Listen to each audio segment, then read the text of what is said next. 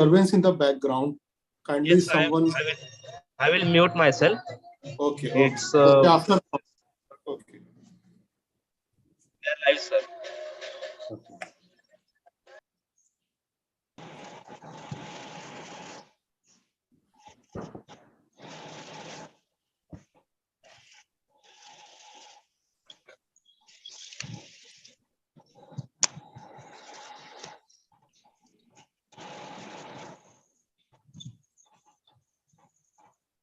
Ortho TV guys, when we will going to be live?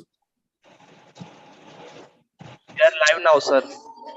Okay. Good morning, respected speakers and viewer of third episode of this Jharkhand Orthopedic Association JOA PG teaching series. Today with us as a speaker are Dr. Sanjay Keshkar sir. He's professor and HOD in ESI Medical College and Hospital Joka, Kolkata.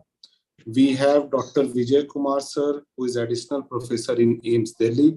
And we have Dr. J Thakur sir, who is former professor and head of the Department of Orthopaedics, RN Cooper Hospital, Mumbai.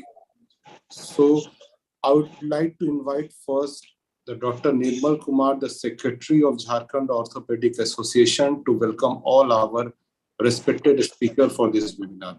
Over to Dr. Nirmal. Thank you, Dr. Manish.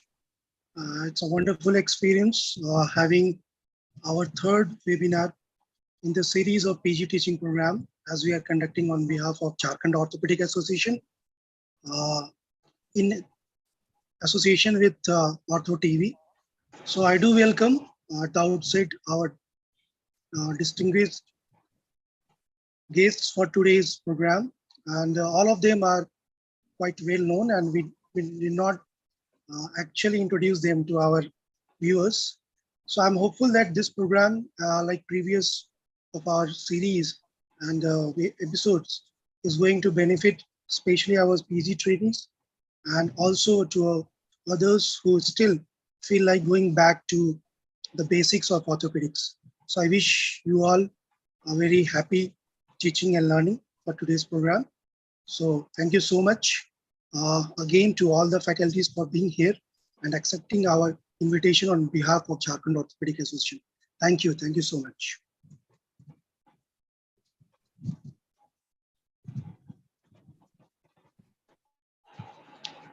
You need to unmute Dr. Manish.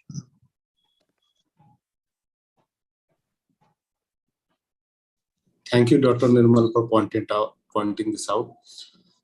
We will have 3 sessions during this webinar. Each session will consist of 30 minutes, and we have 3 different moderators for 3 different sessions. We have Dr. Saubhik, the assistant professor in AIIMS Ranchi. We have Dr. Rajesh Thakur, sir, senior consultant in DMH Jamshedpur, and myself, Dr. Manish from AIIMS Deoghar. We are moderating these 3 sessions. So with the first session, I would like to invite the moderator of the first session is Dr. Saubhik Das. Over to you, Dr. Saubhik. Thank you so much, sir. Very good morning. And we are very happy to be here in the third episode of the Jharkhand Orthopedic Association PG teaching program. So in the first session, we are very pleased to have Professor Dr. Sanjay Keshkar, sir, as our guest faculty. So he will be speaking on principles of the fracture management. He is the professor and the head of the department of orthopedics in the ESI Medical College, Joka, Kolkata. He has a very rich teaching experience and he is a wonderful academician. Previously, he was associated with Arjikar Medical College, Kolkata and ESI Medical College, Maniktala. He has received several fellowships and awards like the prestigious A.A. Mehta Gold Medal Award from the Indian Orthopaedic Associations. He has also done fellowships from Dartmouth University, USA. He is presently the associate editor of the Indian Journal of Orthopedics. He is also the editor-in-chief of the International Journal of Orthopedic Surgery, which is the journal of the West Bengal Orthopedic Associations. He has more than 30 publications to his name and contributed 3 book chapters. He is also the secretary of the Social Orthopedic Society India and also the chairman of the Rehab Committee of West Bengal Orthopedic Associations. He has been faculty in several international CICOT Congress and also the faculty and executive member of the World Orthopedic Congress. And also, this is a matter of pride for us since he is the only Indian to be nominated as a member of the Orthopedic Rehabilitation Subspecialty Committee of CICOT, and he will be chairing a session and recently in upcoming CICOT Congress in Malaysia. So let us welcome our esteemed guest, Professor Dr. Sanjay Keshkar, sir. Over to you, sir. Thank you, Dr. Saubhik, for kind introduction. So let me share my screen.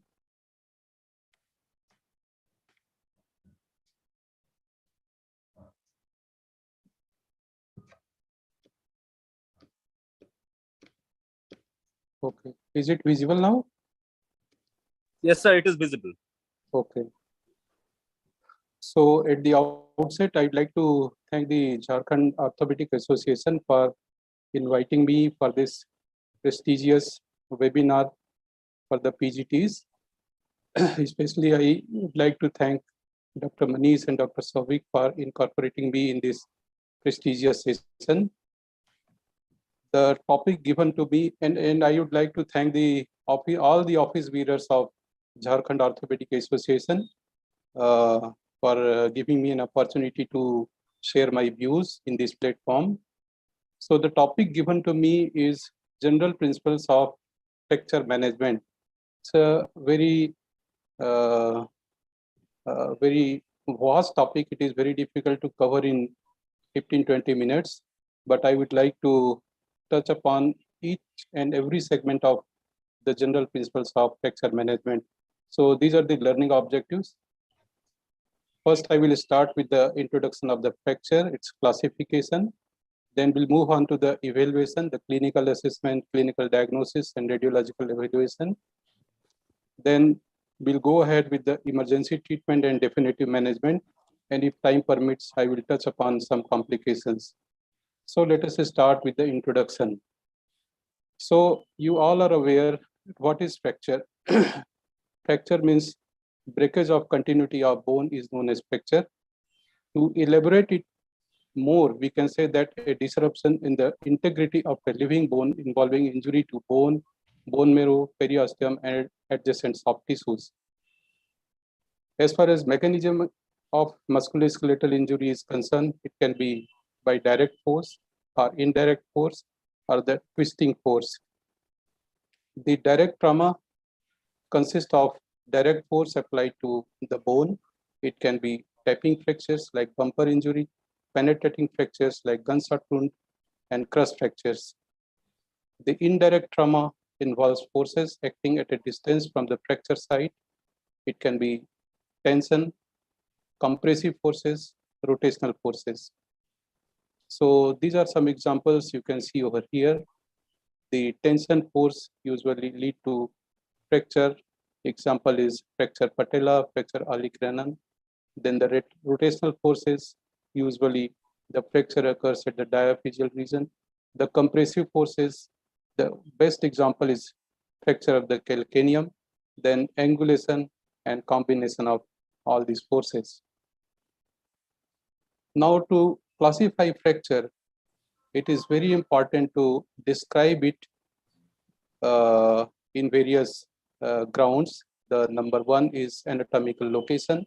Then you have to tell about whether the mode of injury, whether it is because of the direct or the indirect injury. Then you have to describe the fracture configuration. Then you have to tell about whether it is simple or the comminuted, open or closed.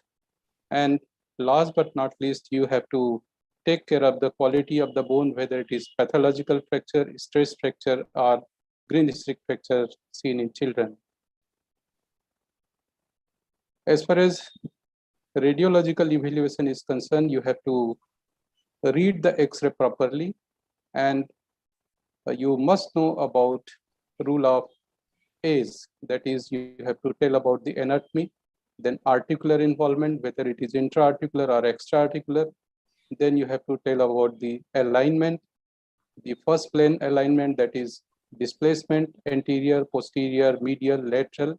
The second plane alignment, that is angulation, whether it is angulated medially, laterally, anteriorly, or posteriorly. And also the third alignment, that is whether some rotation is there or not. And also the overriding and impaction. And last but not least, you have to tell about the apposition, how much contact is there between the fracture fragment. So it can be 0%, that is in case of completely displaced fracture, or it can be 75% or no displacement, where the 100% contact will be there. So these are some examples.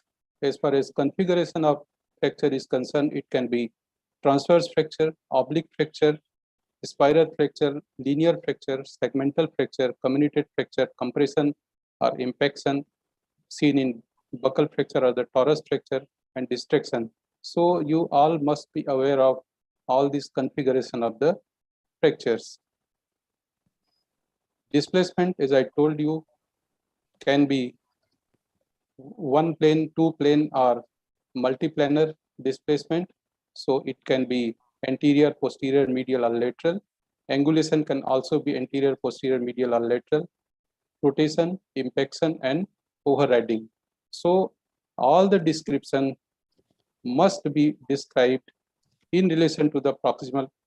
The position of the distal fragment should be described in relation to the proximal fragment. So these are few examples. Sorry.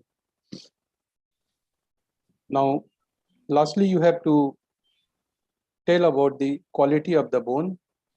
You must be aware of the normal bone quality in X-ray, and anything deviation from that normal bone can be considered as pathological. It can be in the form of osteopenia, osteoporosis, osteopetrosis, or osteopyklosis, or in any other form, any osteomyelitis is there, infection is there, or any tumor is there. So that you have to, you must be aware of all those things while describing the fracture radiologically.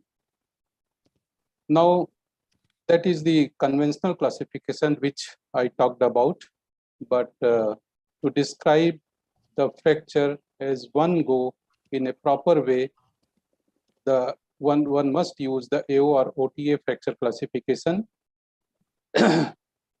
which gives a clear idea about the clear picture about a particular fracture. So a compressive universal classification system that describes the injury, guides treatment, and suggests prognosis. So based on 5-part code, the first part is bone, then segment, then type, then group, and subgroup. So bone, individual bone, this is alphanumeric classification, and individual bone is a coding of number. Say for example, the humerus is graded as 1, radius ulnar 2, femur 3, tibia 4, and so on. So you have to first, which bone is involved, you have to give number. Then the segment, the proximal, middle, and the distal segment. Again, the numbering is there 1, 2, 3. So that also you have to tell, you must be aware of. Then the type, it is basically the configuration of the fracture. It can be simple, wedge, or complex. Graded as A, B, and C. Then further, it is divided into A1, A2, A3, B1, B2, B3, C1, C2, C3, depending upon the complexity of the fracture. And then last, the subgroup, which part is involved, the middle, upper, or the lower. So depending upon that one can describe a particular fracture. Now coming to the classification of open or compound fracture. The components of open fracture, as you all know, consist of fracture, soft tissue damage, neurovascular compromise, and contamination. So these are the 4 things you must be aware of while describing a case of open or compound fracture. So extent of each component must be assessed individually in order to achieve a comprehensive understanding of the injury upon which the treatment plan can be based. So the Gastelio gave this classification and later on added by Anderson. So it is popularly known as Gastelio-Anderson classification or GA classification. The model was the compound fracture of tibia, but it is being used for all the fractures. And better to emphasize degree of soft tissue injury and degree of contamination. So these are the two factors taken into care of. And you all are aware of this classification. I need not have to go in detail. Type 1, type 2, type 3, and type 3 again divided into type 3A, 3B, and 3C. So basically, the size of the wound, contamination of the wound, and the neurovascular involvement is there or not. So basically, it depends upon all these 3-4 factors. And then the debate regarding the classification of compound fracture, the debate is on whether the assessment should be done in emergency while seeing in emergency, or it should be assessed in operation room after doing initial debridement. That is a debate. So the original GA classification says that it should be done in ER itself, but later on, because of some problem, because of some confusion, because of inter-observer confusion, now they say that it should be done after initial debridement in OT. Another thing particularly related to grade 3 fracture, that is basically considered as mangled extremity. So for that, decision to be taken whether the limb is salvageable or not. For that, the mangled extremity scoring system is there. It started by Johnson in way back, but very popularly nowadays we use Ganga scoring system. That is a score of 29. Out of that, if a particular patient is having 14 points, that means the limb is salvageable. If it is more than 17, then you can go for amputation. It will not be salvageable. And 15, 16 is a critical remark where it all depends upon your setup, your ability, and it is a matter of debate whether it is salvageable or not. So the moment you get a case of grade 3, particularly 3B fracture, you just score using the Ganga scoring system, and then you proceed whether it is salvageable or not. Now coming to the diagnosis, the more than 90% part is diagnosed by clinical assessment itself, but just for the documentation purpose and for further proper description of the fracture, you have to go for X-rays, CT, and MRI. So clinical diagnosis, you all are aware of clinical features. We need not have to go in detail, but while assessing the clinical feature, you must aware of 6 P's, that is the pain, pallor, paresthesia, pulses, paralysis, and pressure. So you must not forget to assess this part. These are very important signs which gives alarming signs. Now in X-ray, you must be aware of rule of 2s, that is the minimum 2 views to be taken, that is minimum anteroposterior and lateral views. And then 2 joints, one must include while prescribing the X-ray, 1 joint above and 1 joint below the injury. 2 limbs for comparison, radiographs of both the injured and uninjured limbs, especially in children with epiphyseal plate injuries, to be taken so that you can compare it with the normal limb. And 2 times, usually pre-reduction and post-reduction, one should take X-ray. So while prescribing the X-ray, you must not forget, you must aware of rule of 2s. Then we have already discussed how to describe X-rays. You must look for name, date, old films for comparison, because sometimes the patient is something, the patient is different, and you are seeing somebody else's fracture, and you are noting down in the case sheet that the fracture is so and so of this patient. So you always see the name, proper date, the demography of the patient on X-ray before properly reading it, and what type of views are there, whether AP and lateral view are included or not, that you look for. Identify the bone, skeletal maturity, soft tissue swelling, bone and joint. So proper description we have already discussed. We did not have to go in detail. Then you also have to then see the fracture configuration and the deformity, various displacement we have already discussed. In case of doubt, you can go ahead with the CT, particularly if it is intra-articular fracture or involving the proximal or distal end of the fracture. It gives further information regarding the fracture. Now, treatment part, the fracture management.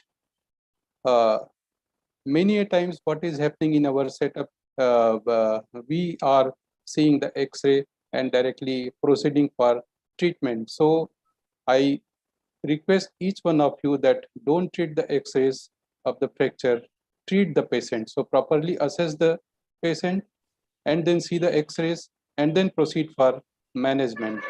And as far as management is concerned, the life-saving measures, diagnose and treat life-threatening injuries like head injuries, chest and abdominal injuries, emergency, orthopedic involvement, life-saving, complication saving. So emergency orthopedic management to be done in same day, then monitoring of fracture, and then rehabilitation and treatment of complications. So it's a long process. So life-saving measures, you have to take care of A, B, C, D, E, ensure about the airway and cervical spine immobilization, C for the breathing, C for the circulation, and D for the disability. So you ensure about A, B, C, D first, then move on to the musculoskeletal survey, that is the exposure. And depending upon that, you move on for the life-saving measures and treat the complication, initial complication. Then coming to the definitive, once you ensure that that part is taken care of, well taken care of, then you move on to the definitive management of fracture. And for managing a fracture, you remember 4 R's. One is recognition, then reduction of the fracture, then retention of the fracture, and last but not least, the rehabilitation of the fracture. So these are the steps of definitive management of fracture. Recognition means you recognize the fracture clinically as well as radiologically and make a final diagnosis that this is the fracture, this is my fracture. So that is the recognition. Once you recognize the fracture, then you can go ahead for the reduction and retention. If displacement is there, definitely it needs reduction. If no displacement is there, then one can skip the reduction and directly switch over to the retention part. So the reduction, if at all requires, it can be non-operative by closed reduction, and retention by plaster, splints, braces, and traction. If displacement is there, then naturally one has to go, and if you are not, if it is unreducible by closed means, then naturally it requires operative treatment, which can be done by closed reduction and internal fixation, CRIF or ORIF. So plenty of ways are there for closed reduction. For any fractures that is displaced, shortened or angulated, applying traction to the long axis of the injured limb and reversing the mechanism of injury. So that is the basic crux of closed reduction. But it is contraindicated in certain conditions, like if significant displacement is unappreciable, if displacement exists but is not relevant, if reduction is impossible, particularly in cases of severely comminuted fracture, if the reduction when achieved cannot be maintained, then also one has to go for the open reduction. If the fracture has been produced by traction forces, then also you have to go for open reduction. So these are the various techniques you all are aware of, the plaster techniques, the traction can be skin traction or the skeletal traction. If you want to use traction for 3-4 days or a week, you can simply apply skin traction, which will reduce the edema, which will reduce the pain. But for a longer time, particularly in pelvic fracture or the lower limb fractures, one can go for the skeletal traction. At least it will keep the fracture fragments in position, and it will also keep the fracture in proper alignment while patient is waiting for surgery.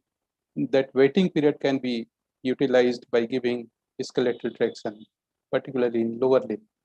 Now coming to the operative management of fracture, I will touch upon the basic principles and techniques of internal fixation of fractures.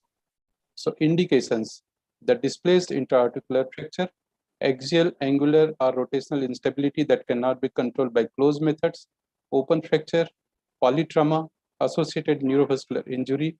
So and so on. Multiple reasons exist beyond these, but these are the basic indications of internal fixation.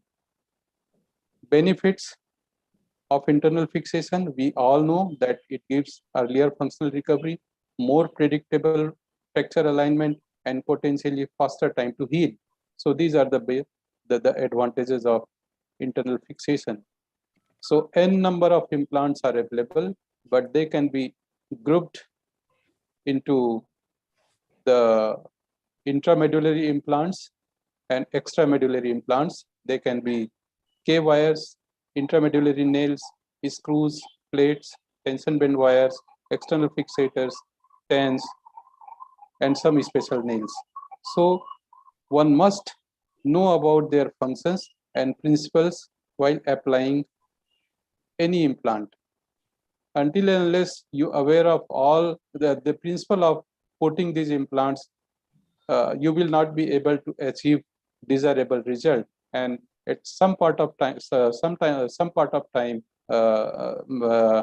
you will face some complication. So the K wires commonly used for temporary and definitive treatment of the fractures. Provisional fixation of particularly intra-articular fracture, we use K wires, but for definitive treatment, it can be used in some smaller bones like metacarpal, metatarsals.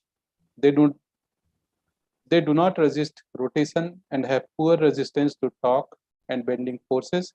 Usually, casting or splinting is used in conjunction because, as I told you, they have poor resistance. So it should be supplemented by some kind of splinting or plaster and be placed percutaneously. Usually, we use it percutaneously, or at the most, one can go for mini open procedure. Now the screws. We all are aware of cortical screws and cancellous screws. So the cortical screws, we all know that the cortical screws are fully threaded screws. They have greater number of threads. Threads is spaced closer to each other. That means the pitch will be very small, and the outer thread diameter to the core diameter ratio is less.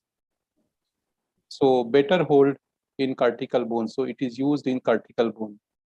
Cancellous screw, in contrast, is having larger thread to core diameter ratio. Threads are spaced further apart. That means the pitch is greater.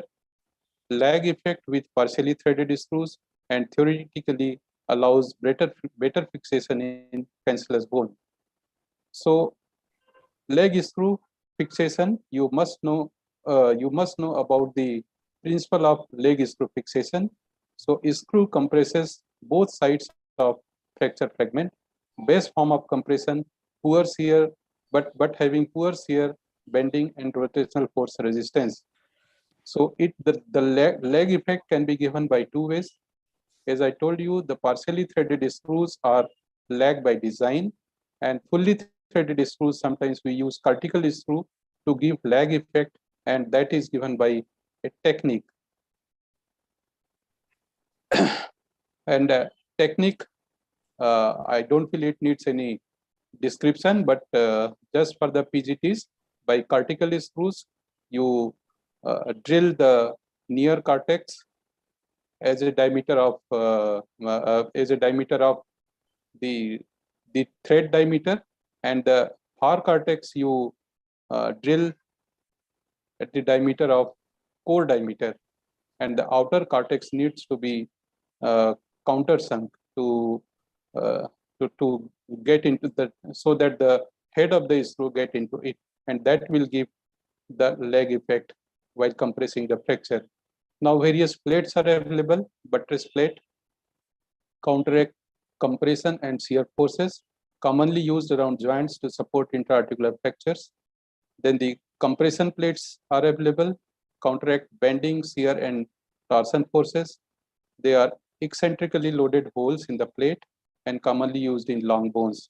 Then the neutralizing plates, used in combination with intrafragmentary screw fixation, commonly used for fractures involving the fibula, radius and ulna and humerus. So neutralizing plates, as the name suggests, it is just to neutralize the fracture. Once you have given the compression by using interfragmentary screw, then you can simply neutralize it by putting this plate. Then the bridge plate, particularly used in multi-fragmented diaphyseal or the metaphyseal fracture. Then coming to the intramedullary nailing, operate like an internal splint that shares the load with the bone, flexible or rigid, locked or unlocked, and the intramedullary canal can be reamed or unreamed. So 6 designs: rigid, locked or unlocked, rigid or flexible, locked or unlocked, and reamed and unreamed. So 6 varieties of nails are available depending upon the situation. One can use it. It allows for compressive forces at the fracture site, which stimulates bone healing. The advantages are minimally invasive procedures, early post-operative ambulation, and early range of motion. So, and then hybrid fixation, sometimes the intramedullary fixation is not enough, so you have to supplement it. So various implants are available, and the best example is this. For IT fractures, one can use this gamma nail or the DHS, and the Anderson's nail is having a screw on the down. So these are examples of hybrid fixation. Then the external fixators provides stabilization of a fracture at a distance from the fracture site without interfering with the soft tissue near the fracture. It provides stability for the extremity and maintains length, alignment, and rotation without requiring casting. It also allows for inspection of the soft tissue structure, vital for fracture healing. So particularly in open fracture, one can go ahead for the external fixation, and if bone loss is there, then also the Ely-Jarreau principle, using the Ely-Jarreau principle, one can utilize the external fixators. Then neutralization and bridge plates. This is little bit further description about the plates we were talking about. The neutralization plates, as I told you, it neutralizes and protects leg screws from shear, bending, and torsional forces across the fracture, and that is why it is also known as protection plate. Bridge plate, the name itself indicates that it acts as a bridging or bypassing the fracture. So the proximal and distal fixation of the fracture and bypassing the fracture itself. The goal is to maintain length, rotation, and axial alignment. It avoids soft tissue disruption at the fracture and maintains this blood supply of the fracture. Then the buttress plate or anti-glide plates, it hold the bone up, resist shear forces during axial loading, used in metaphyseal areas to support intra-articular fragments. Plate must match contour of bone to truly provide buttress effect. If it is uncontoured, it will bound to fail. So the contouring should be there it should match the contour of the proximal or distal end of the long bone. Plate is how to use it. Plate is secured by 3 black screws below the red line. That is the fracture. Actually, the picture is not visible. Whether you must be seeing the picture, I don't know. So axial loading causes proximal fragment to move distal and to the left along the fracture line. Plate buttresses the fracture fragment. It prevents it from sliding, and we call it buttress plate when applied to an intra-articular fracture, and we call it anti-glide plate when applied to the diaphyseal fracture. So that is the basic principle of buttressing or using the anti-glide plate. Now the principle of tension bend. Tension bend plate or the wiring. So the plate counteracts natural bending.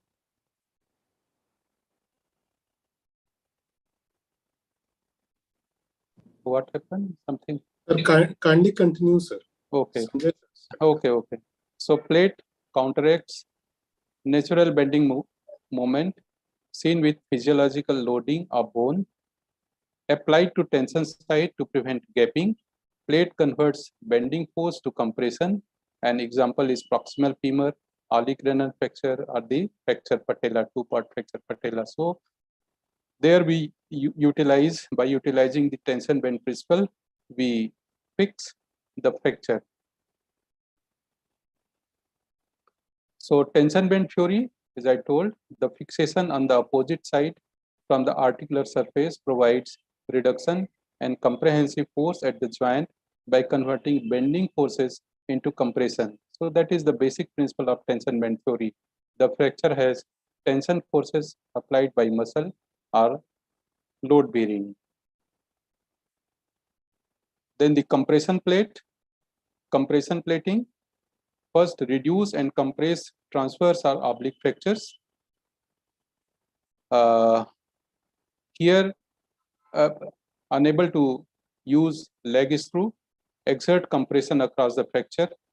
Pre-bending plate, external compression device. By using pre-bending plate or using external compression devices, that is the tensioner, or using the dynamic compression with oval holes and eccentric screw placement. So compression can be given by 3 ways: by bending the plate at the middle, centering at the fracture site, or by using the original Muller's device, which I don't feel nowadays any of us are using that device. And because nowadays the DCP or LCDPs are available, so most of us are using DCP or LCDCP for compression purpose.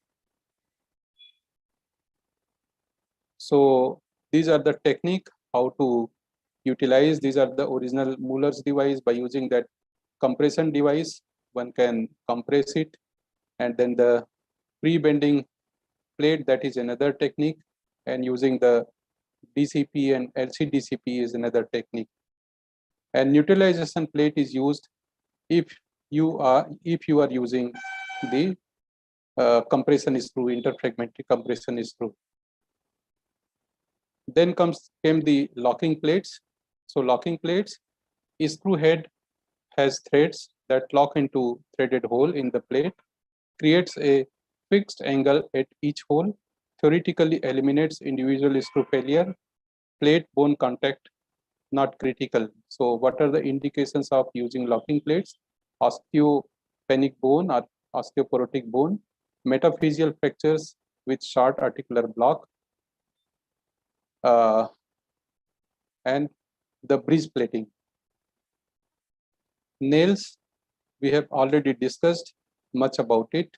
So it can be, as I told you, it can be reamed, unreamed, locked, unlocked, antibiotic coated, tense, and so on. So advancement is going on and on and on. So every day a new variety or the configuration of nails and plates are coming, but the basic principles remain same. About the external fixator, we have already discussed, used in open fractures that have significant soft tissue disruption.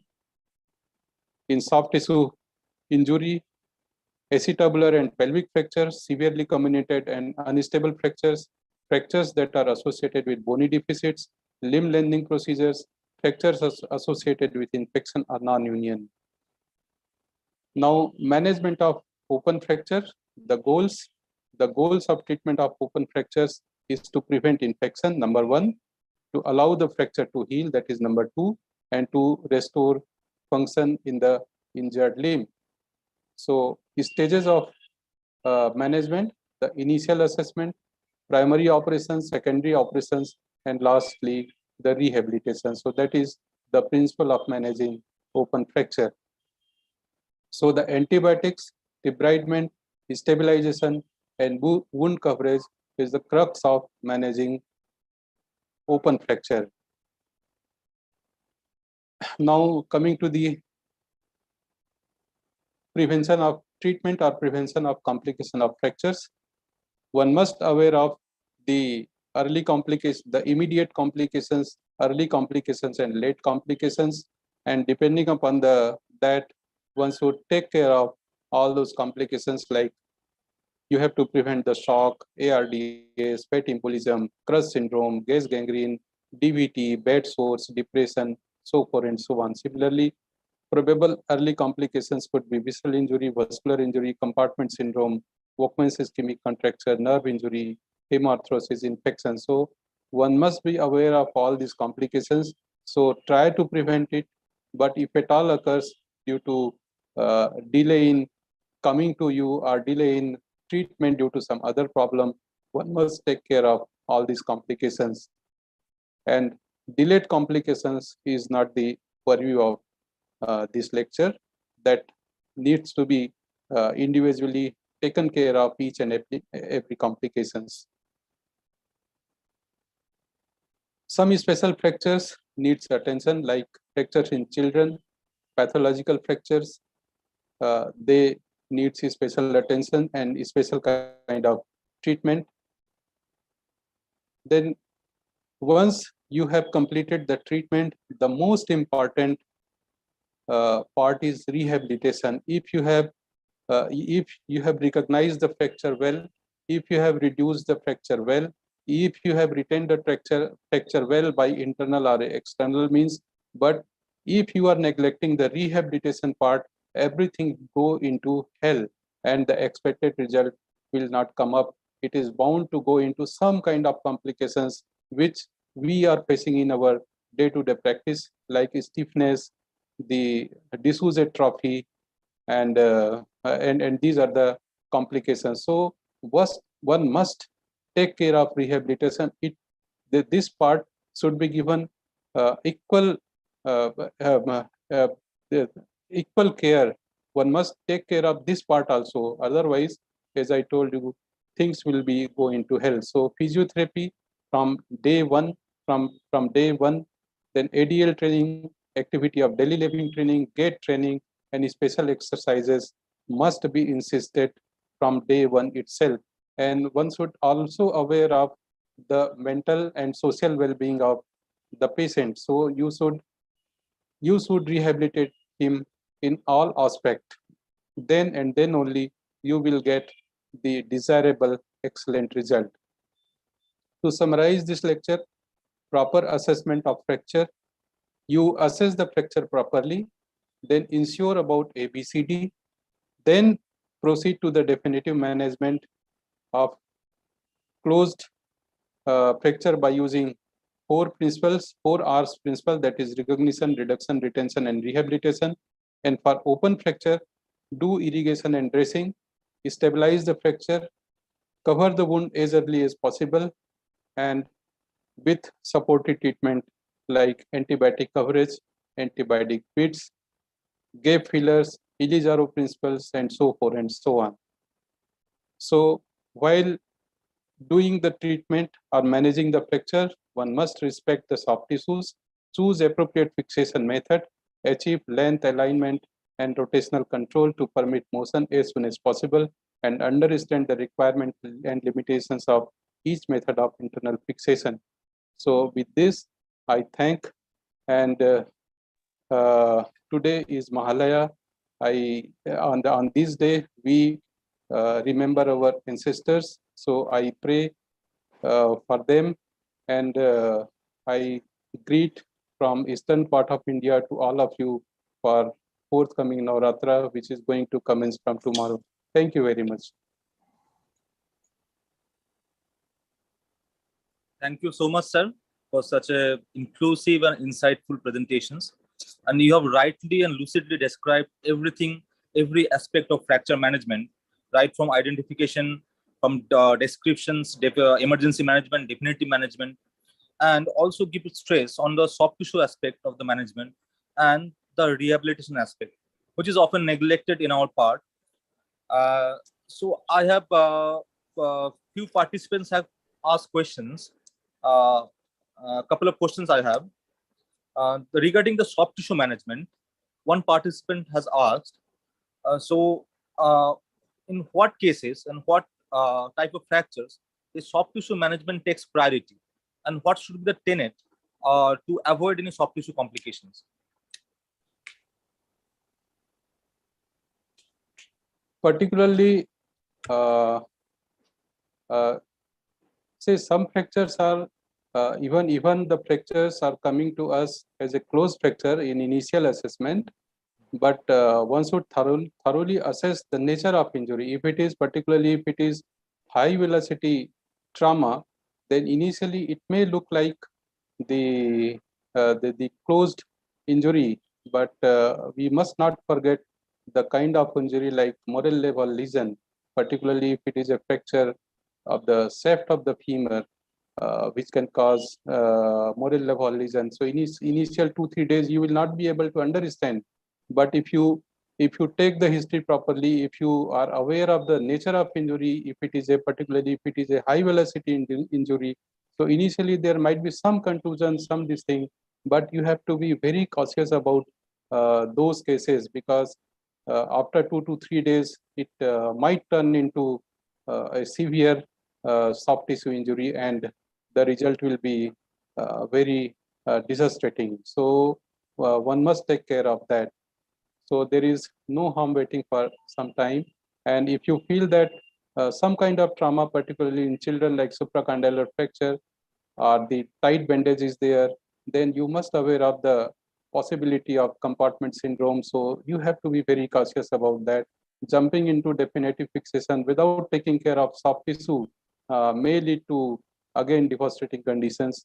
So you have to take care of particularly fracture of the tibia, closed fracture of the tibia. Sometimes the residents, they do without taking care of the soft tissue, without knowing about it, they are seeing the X-ray and moving ahead for the for fixation of the fracture without taking care of the soft tissue. So those are the situations. That is why I said, don't treat the fracture, don't treat the X-ray, treat the patient as a whole. You assess clinically properly, and you must aware of the possibility of the compartment syndrome, the ischemia, the pallor. They are the grave sign which has to be taken care of. Yes, sir. Right, sir. Sir, one more question. A few participants have asked about that early total care, and there is an ongoing debate between early total care and damage control surgery. So the questions from the participant was that very often we encounter patients with bilateral femur shaft fracture. So what should be our approach in dealing with this kind of injuries? What should be the fixation principles and timing of fixations? Damage control, as I told, that one should take care of ABCD first.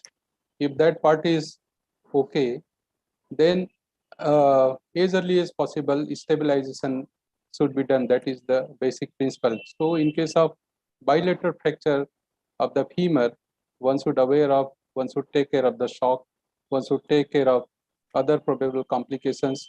And if you are aware of it, there is definitely debate that some researchers, they say that one should wait for some time, wait for this because early fixation according to some literature, they say that the probability of the fat embolism is there because you are fixing it by doing intramedullary nailing. So it will further, it may lead to kind of fat embolism.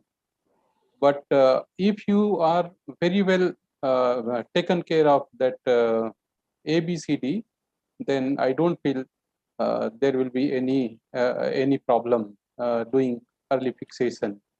So that is the thing. Yes, sir. Thank you. And sir, I guess the last question.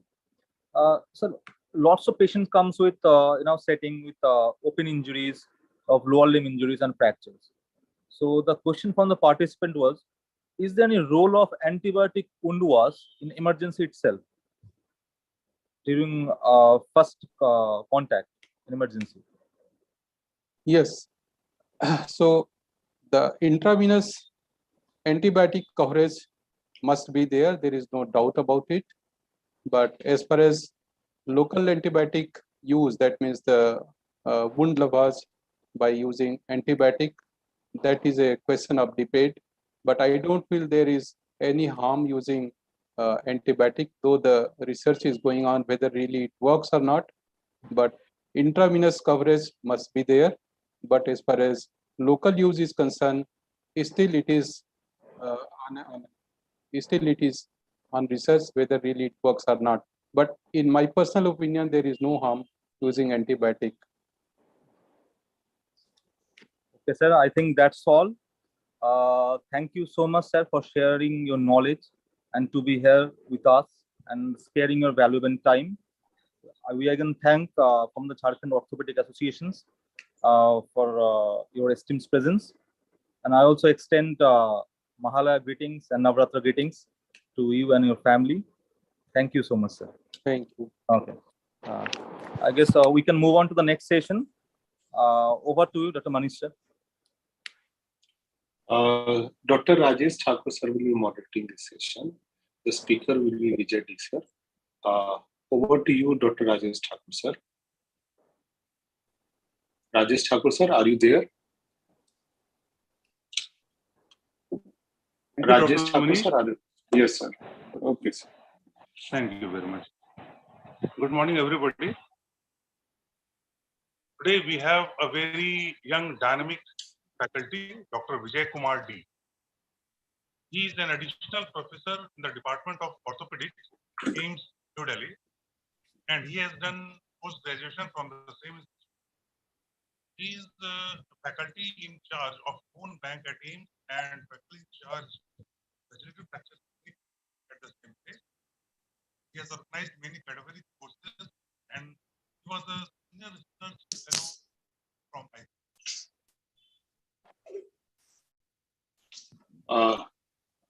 Rajesh Thakur sir, your voice is breaking. There may be some internet related issue with you. Are you hearing me? Yes, yes. Okay, sir, your voice is very less. It is not coming properly. And there is some.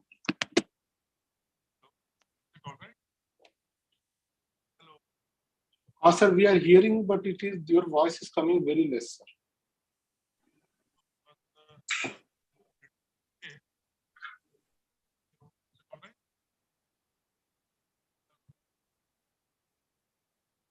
Let me remove. Now it is clear. Now it is clearly coming, sir. It is now Okay, much fine, audible, fine. sir. I will Okay, go sir. without earplugs. Okay, I will go without earplugs. Okay. So we have Dr. Vijay Kumar D today as a faculty talking on fracture healing, everything a PG must know. So he is additional professor, Department of Ortho, AIIMS, New Delhi, and is faculty in charge of bone bank and regenerative fracture clinic at the same institution. He was a senior research fellow from ICM, and he has got many awards in the past, like the EMEQ award from DST, Government of India, and Kirti Dholakia award by Ranawat Research Foundation in 2019, awarded International Travel Grant Award for 2013, and SICOT Fellowship Award in 2018. He has done fellowship in sports medicine and arthroscopy from Singapore 2019 and Austria 2015, and navigated knee arthroscopy from Germany. He has done fellowship in shoulder surgery from France. He has more than 30 publications in his name, and he has posted as in many national faculty in more than 20 conferences. So there are many things to go on about it, but because of the lack of the time, I would like to request Mr. Vijay Kumar D, Dr. Vijay Kumar D, sorry, for his speaking. Thank you very much. Thank you so much for a kind introduction, and thank you so much for the invitation to teach postgraduate students. My talk is basically on bone healing. And in this talk, I'm going to explain you regarding more of biology with respect to a bone healing.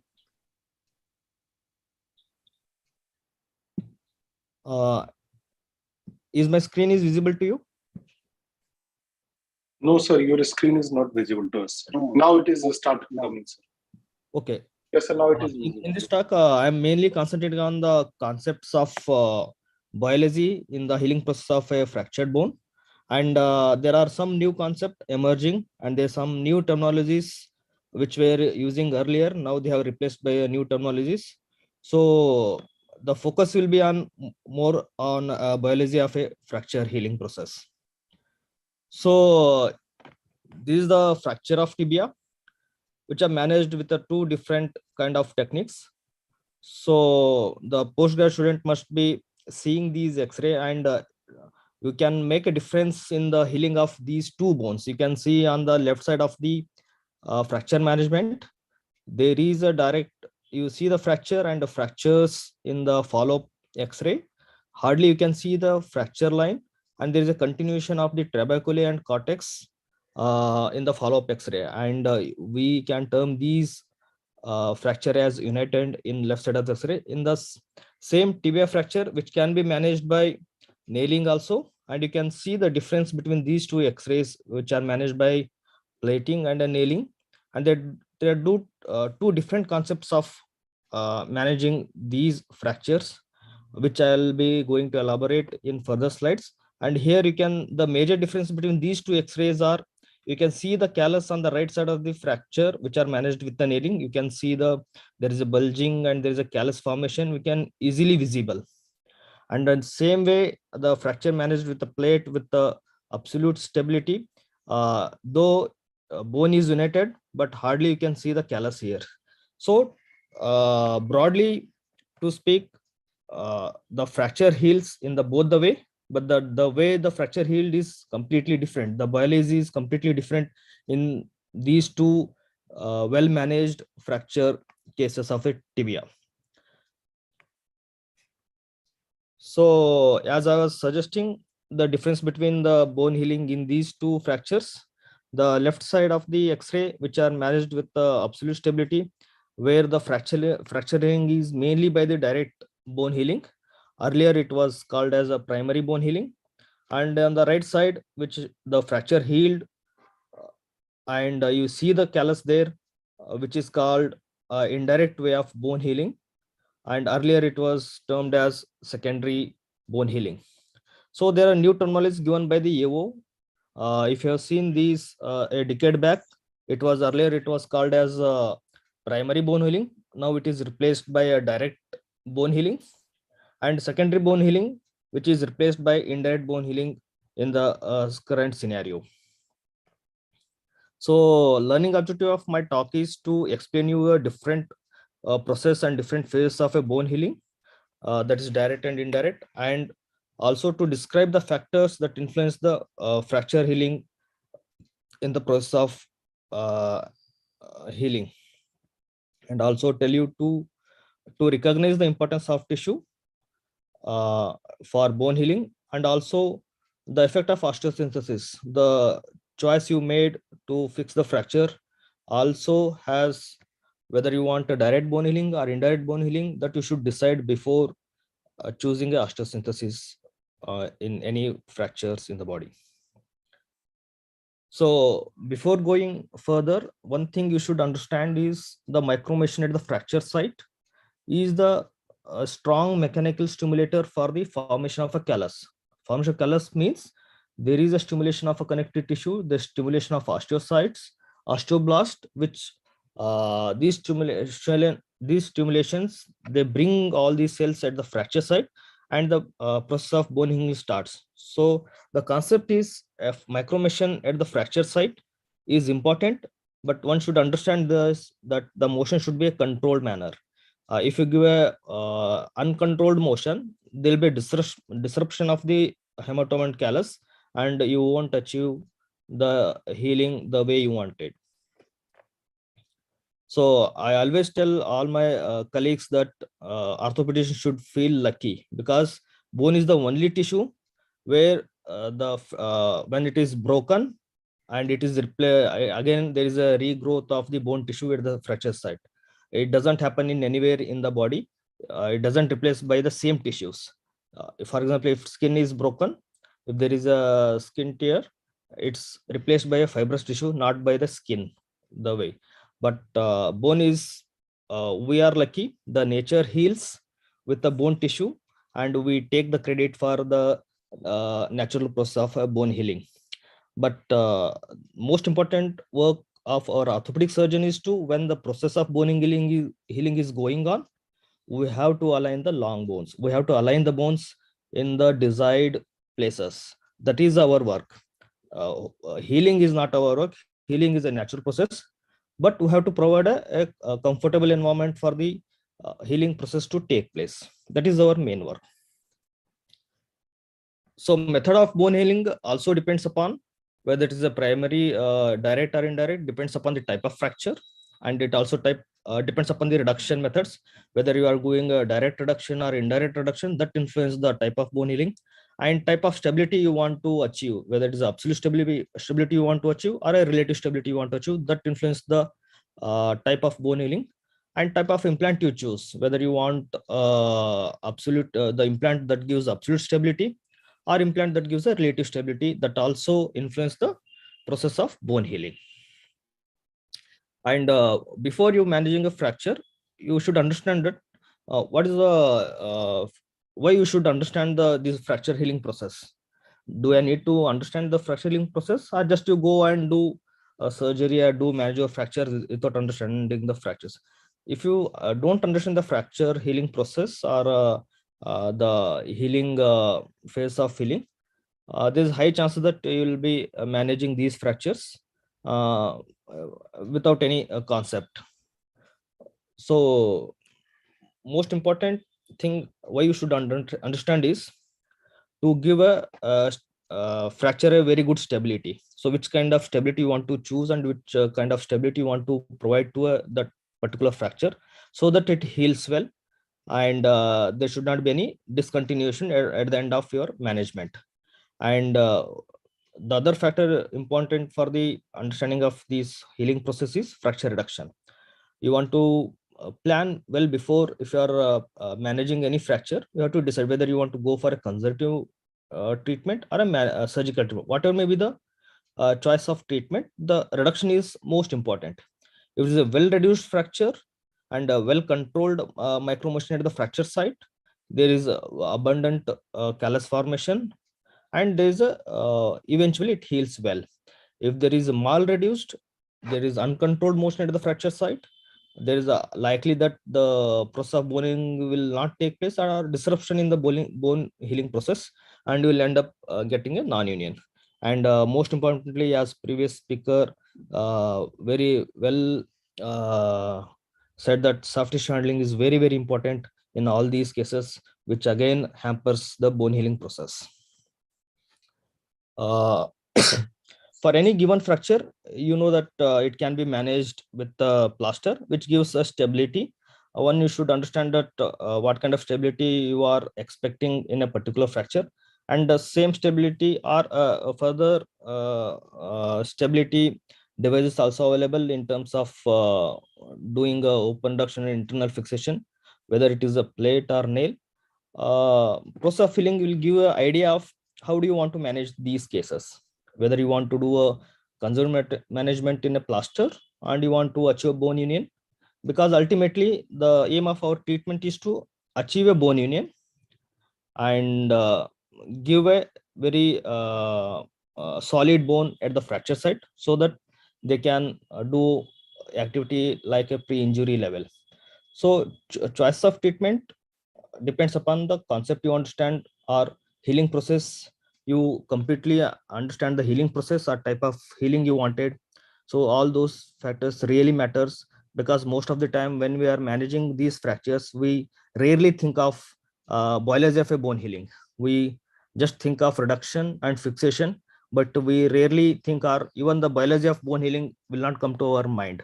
So intention of talk is to, when you are managing, understand the biology of bone healing, give respect to the biology of bone healing, understand the process of bone healing, and later on choose the treatment wisely, like whether you want to do a conservative management or you want to do a surgical management. Even you choose a surgical management also, you should understand that whether you want direct healing or a indirect healing. That is also very important for any given fracture. Once you decide that you want to manage surgically, the choice of implant, choice of reduction, as earlier told, is very important to, because it will also influence type of bone healing you want to achieve, whether you want to achieve a direct bone healing or indirect bone healing. And you should understand bone healing because to avoid first day non-union in a surgical set. In this particular case, even if you see though it is a follow-up X-ray, but if you retrospectively see some of these X-rays, the surgeons, they fix the fracture or they manage the fracture without understanding the biology of a healing process, and they may take a very wrong decision, and it will end up doing a bad job, and doing it eventually goes into non-union. But what I was saying is, the decision that made this fracture go into a non-union on first day, not on the eventual follow-up. So before going to a biology and concept of bone healing, I want to throw a light on structures of bone. As you all know that there is a lot of difference between the cancellous and cortical bone, and there is arrangement of trabecular bone is completely different in a cancellous area and in cortical area. In cancellous area, trabeculars are widely spaced.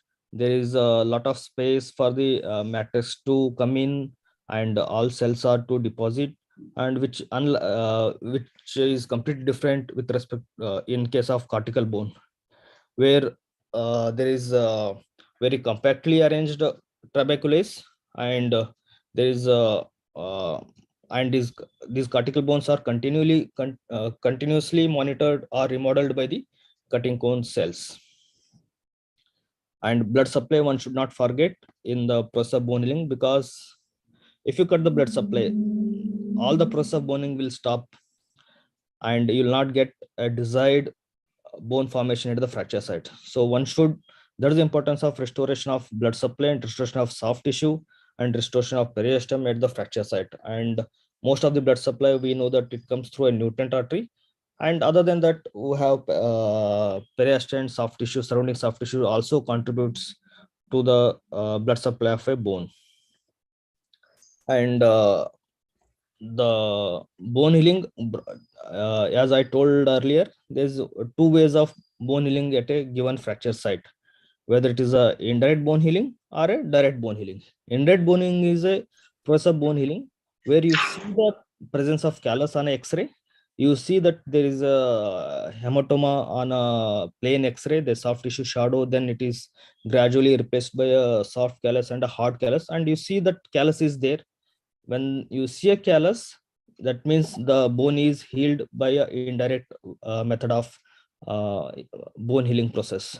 And when you see, when there is no callus is visible, when there is a continuity of bone or trabeculae on cortical bone and the callus is not visible, it means that the fracture has united by a direct healing process. So you should understand these two concepts, because you have to apply these two concepts whenever you are managing any fractures of long bones or any articular bones. So you should know whether you want an indirect bone healing or you want a direct bone healing. Depending upon that, the fractures are managed respectively. And further moving the process of bone healing, especially the indirect bone healing, that is our secondary bone healing, where you see a callus formation, and the callus formation is stimulated by the interfragmentary movement, the micromotion theory, or that there is a strain theory also, which I'm going to explain. The concept of strain you should understand, so that you will understand these biology of bone healing very well. To have a look into these all, you know, from the undergraduate, that the phase of bone healing, when there is a discontinuity or a fracture of a long bone, there will be a bleeding around that fracture bone. There will be, because of that, there will be hematoma, and these hematoma or the micromotion of the fracture, they stimulate and the process of inflammation begins, where WBCs and macrophages come and come into a place of hematoma. And macrophages, all these macrophages, they clear the debris. They do a autophagy through autophagy mechanism. They clear all the debris at the fracture site where the hematoma is formed. And these WBCs, they further release growth factors like platelet derived growth factor, fibroblast growth factor, or transforming growth factor beta.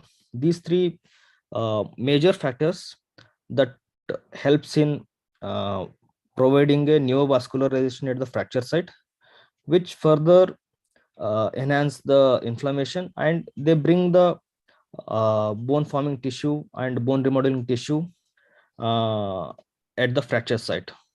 So initially there will be a collagen layers or collagen matrix is laid down in the fracture site where the hematoma was there. Then eventually it is replaced by the bony tissue with the help of osteoblast, and the process of remodeling is mainly by the osteoclast.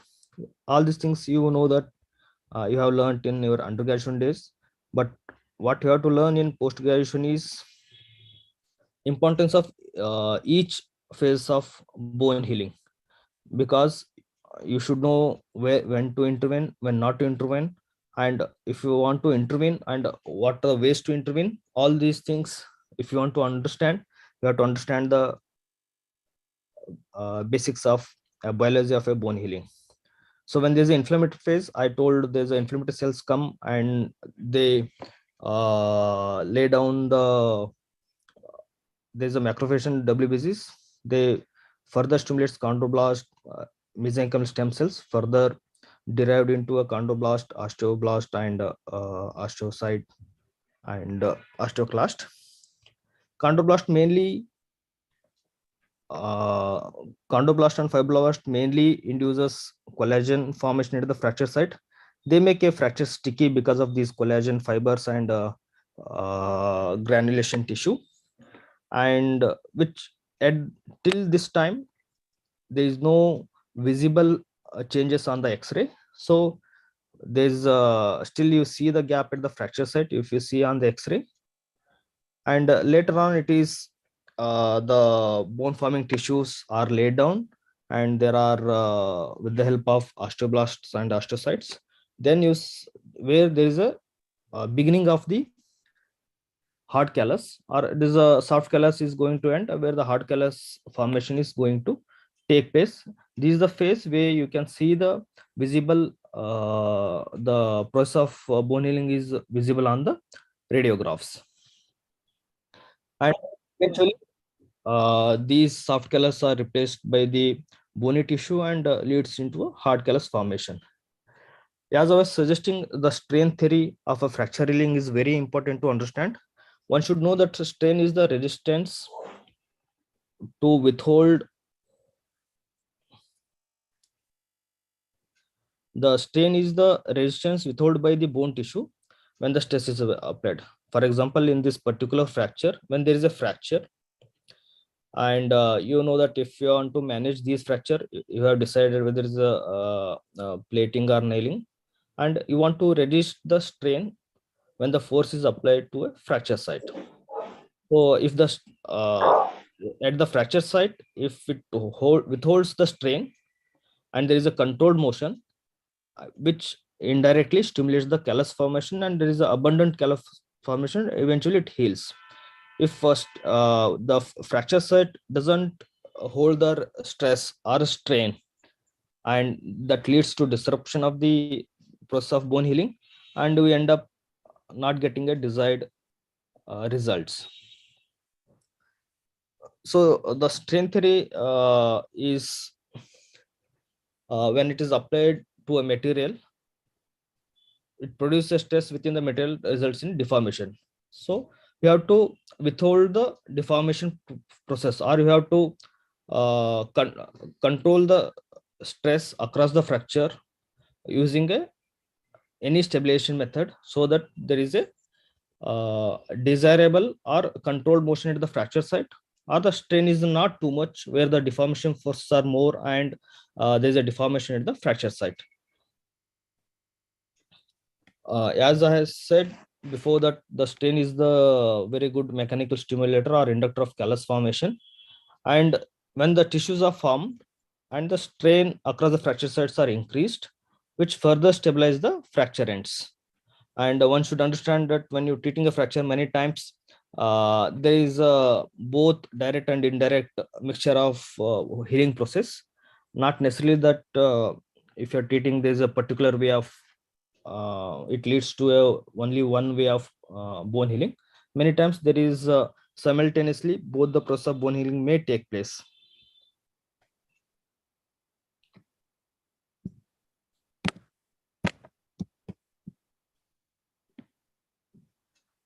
And the strain, you should understand this concept strain, because many times we have to choose an implant where implant should share the strain across the fracture site, that we say strain sharing implants, which allows the controlled motion at the fracture site. Many times there is a reason in a multifragmentary fracture or a comminuted fracture, just we need to bridge, we need not to bridge, so that there will be a controlled motion across the fracture, and we're not allowing uncontrolled motion at the fracture site, and it's just bridging the fracture. And there is a large gap fractures which controlled motion and induces very good inflammatory response and a callus formation. And there's another concept of strain fracture gap. These two concepts you should understand completely, which is because distributive strain is completely different, a different fracture gap. And if the fracture gap is small and high strain, then the way you want to stabilize these structures are different, and there is a low strain, the way you want to stabilize these structures are different. The fracture gap is large and there is a high strain, there is the way you want to stabilize these structures are different. So these two concepts you should understand. I'll elaborate in further slides. For example, if there is a simple transverse fracture, and simple transverse fracture, there is a single fracture line, there is a very less bony surface area, and there is a very small gap between the fracture ends. When there is a small gap in the fracture ends, very less cells are accommodated. When the less cells are accommodated, the stress on individual cells are more. Are you understand this concept? If there is a simple fracture and there is a very small gap at the fracture site, there is no room for a lot of cells to come in. Only, for example, say if there are 100, because of gap, because of there is lack of space, 50 cells may come in. So stress on individual cells are more. The stress or strain on individual cells is more. You need to have a very good stabilization in this process, because even a small deforming force. I think I'm getting some.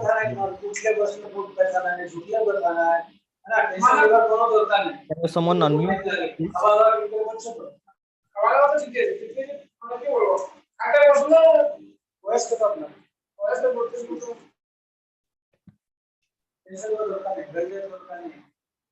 I think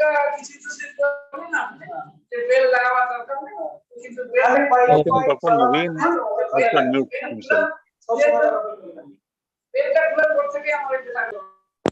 Somebody can unmute Dr. Naveen, please. Yeah, now it's okay.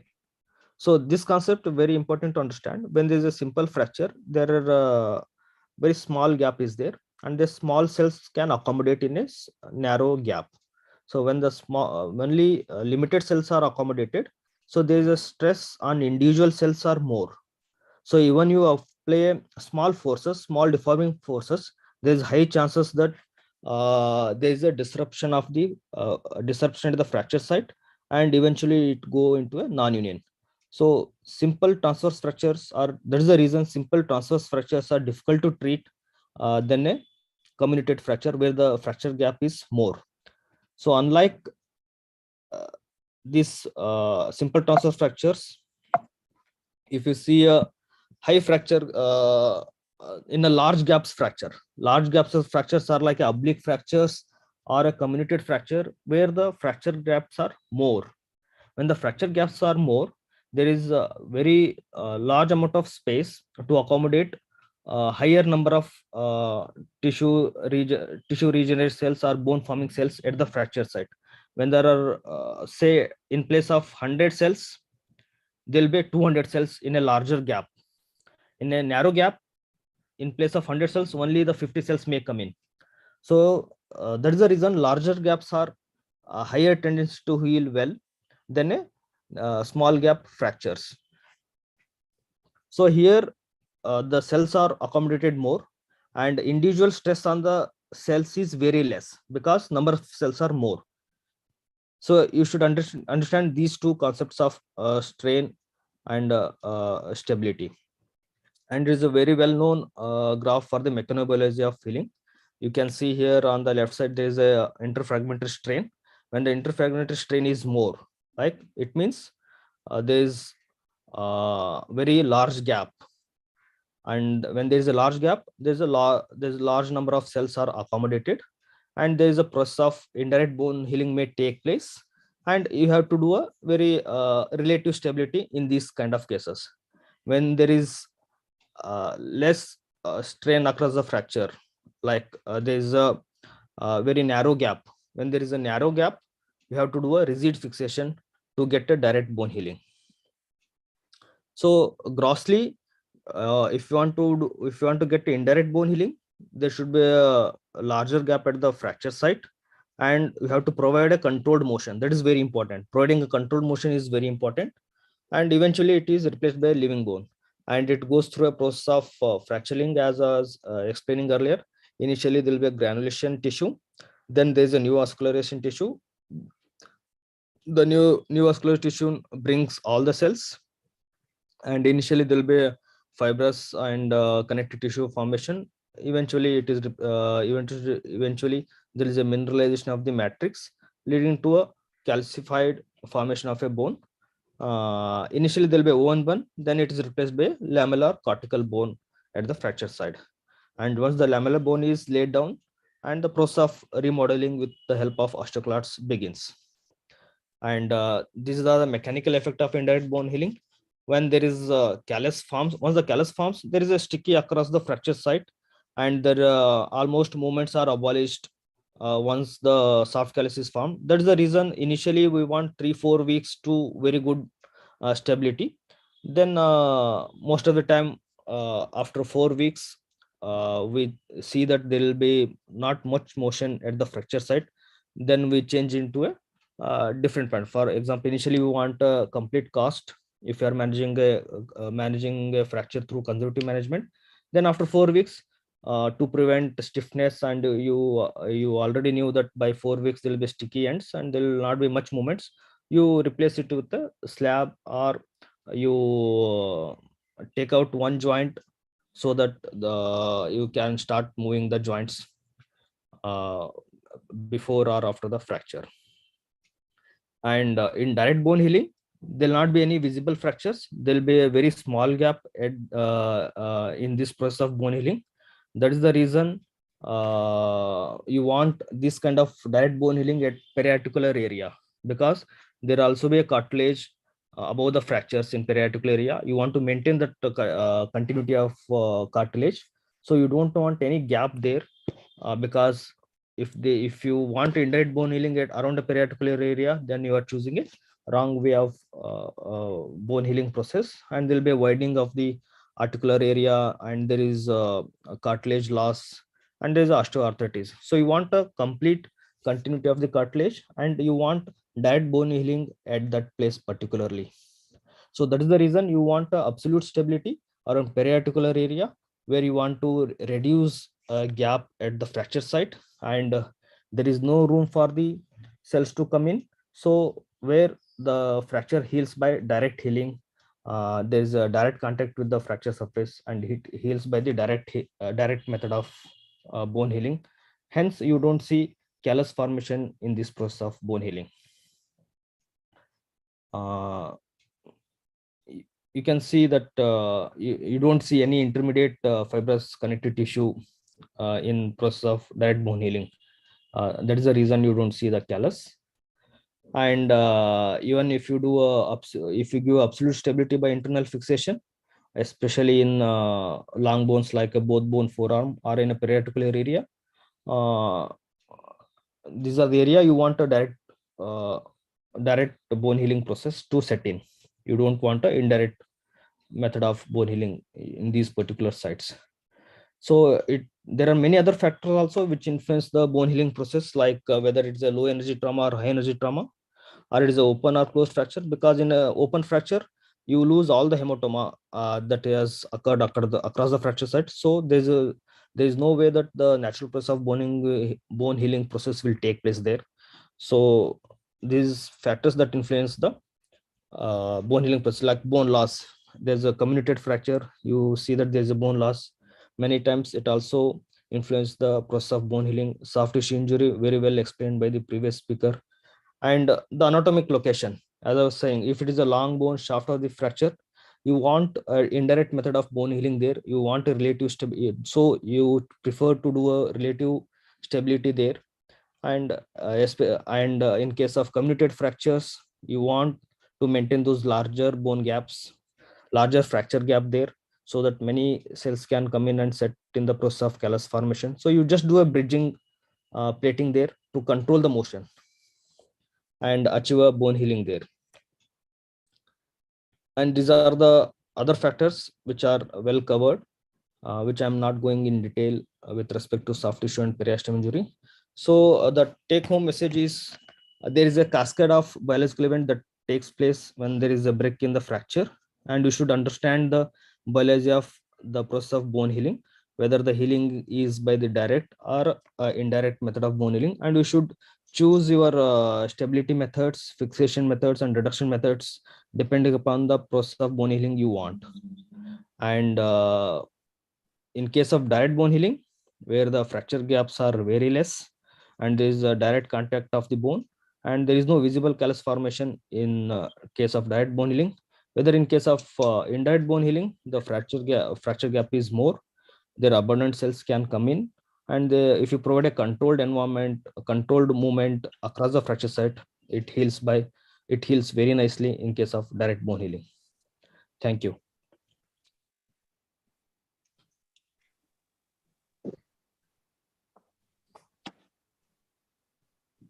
Rajesh Thakur, sir. Hello. Hello. Yes, sir. Yes, sir. We are audible. You are audible, sir. Yes, sir. You are audible, sir. Thank you very much. Thank you, sir. Thank you, Dr. Vijay. Thank you, sir. Thank you. Very nicely elaborated about the mechanical properties of and principles of fracture healing. And now our PGs can understand that for fracture healing, we must understand and we must follow the principles of it, like soft tissue respect, timely intervention, then good reduction, adequate fixation, rehabilitation. These are the factors which we must understand and then follow. But there are new, I think, other factors are like calcium and vitamin D metabolism, then use of NSAIDs, then infection, then mesenchymal progenitor cells nowadays. These all impact bone metabolism and thus fracture healing. And modifications of each of these factors can have a significant impact.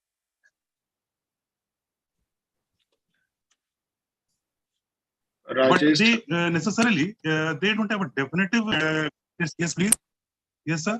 No, sir. No, sir. You can continue, sir. Okay, fine. You can. So there are many more factors which have a significant role, but they have a mixed role in playing in fracture healing. Nowadays, the emerging technology for targeted delivery of specific autologous progenitor cells are also being discussed in recent advances. So from Dr. Vijay, I would like to ask you, sir, if in last from 2007 to 2019, I have found 3 papers which says that in one study out of them, 68% of non-union was found in those patients who had definitive vitamin D deficiency. So do you think that we must go for analysis of vitamin D level in each and every fracture management? And second question is that orthopedic biologics and technology and cell-based therapy are now coming up. Though the important question still remains regarding these, that harvesting and harnessing cell-based treatment may have a limited benefit because of lack of uniform technique for cell isolation and no clear-cut understanding of delivery of these, and lack of a point of care assay for cell type, number, and viability. So I'd look to you to please throw some light on these 2 factors. Please, thank you, sir. Very interesting question. Because we know that calcium metabolism in our body is regulated by many factors. One among them important vitamin is vitamin D, which has a major role in calcium metabolism in our body. And we know that in the process of bone healing, the mineralization process is very important, where the calcium is laid down in the matrix and it eventually mineralizes. So if there is a calcium metabolism is hampered, whether it may be because of vitamin D deficiency or whether it because of many other absorption of vitamin D, or there is a lack of parathyroid hormone, which are main regulatory of the calcium metabolism. So if there is vitamin D is deficient, your calcium metabolism is hampered, and it hampers the process of mineralization, and it is one of the contributing factor for the bone non-union, because this process of bone union is not expected the way you wanted. So this investigation of vitamin D is very much necessary. As such, our Indian scenario, we think that one is a vitamin D deficient, and we start giving supplements as soon as these patients they admit in our under our care. So you are rightly mentioned, vitamin D is supplement is very much necessary. In fact, you can investigate if you want to confirm, but in our setup, we start from day 1 as soon as those patients get admitted. With I didn't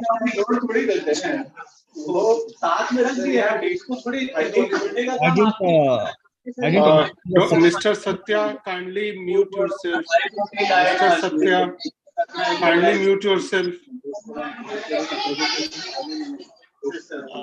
Mr. Satya, kindly mute yourself. Rajesh, I didn't understand your second question. Can you repeat the second question, please? Second question, because we are nowadays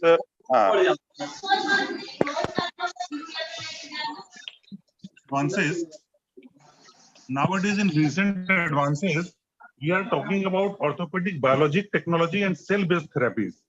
Yes. So there are few limitations like lack of uniform technique for cell isolation and no clear-cut understanding of delivery of these cell types, number, and viability. So if the question comes for PG students in theory examination about these recent advances, so you can throw some light. Okay, it's a very important question. You have to broadly see this area into 2 ways. For example, if there is a fracture in a long bone and you manage, and ultimate aim of this fracture management is to get union. Once you assume that because of many factors, you think that fracture is not going to unite, or you got a non-union patient. So how to manage these with the biologics? So if you understanding these concept of process of bone healing, my idea of augment the bone healing in a fresh fracture is completely different from a old fracture. In fresh fracture, especially the simple transverse fracture, as I was mentioning, where there is a high strain and less gap, these are notorious go into a non-union. In this fresh fracture, I usually take advantage of autograft, which has a stem cell in itself and which induces or augments the bone healing. So simple transverse fracture, if I'm managing with the direct reduction and absolute stability, I try to do a bone grafting in these patients, even if it is a fresh fracture. For example, say in a both bone forearm fracture, where the fracture gaps are very narrow and I'm disrupting the hematoma there, and I'm reducing the fracture by direct method, and I'm giving absolute stability. So, and simple transfer fracture, I know there is a notorious to accommodate more cells. So I try to augment with the just autograft. But in case of non-union, the things are completely different. Whether you want to put a stem cells in terms like autograft, or you use a cell-based therapy like BMP2, BMP4, or BMP7, which are commercially available. You can try, but these are mainly they have given a permission to use in a tibia fracture non-union, but yet they have not used in other fractures. But still you can use this fracture when you see that lot of factors hindering the non-union in a particular patients, whether it is a patient factors or surgical factors, or there's no environment is there to get a desired to achieve a union at the fracture site. If you think that there are multiple factors hindering the union, you can use these commercially available cell-based therapy to augment or stimulate the cells to lay down a bone formation.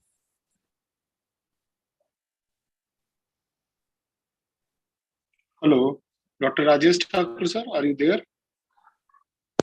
Thank you, sir. Thank you very much for clarifications. Now I think our PGs will have a clear idea of what to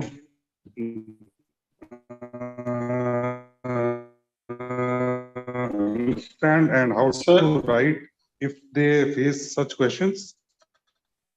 And back to Dr. Manish. Thank you, sir. Now we are moving to the last session of this webinar. And today we have a person who is the teacher of teachers, a renowned educationalist, Dr. Anand J Thakur, sir. He has been in orthopedic practice since 1975. He was professor of orthopedics at GS Medical College and R.N. Cooper Hospital, Mumbai. He has been teaching fracture fixation to postgraduate students in the Indian Orthopedic Association's annual conferences.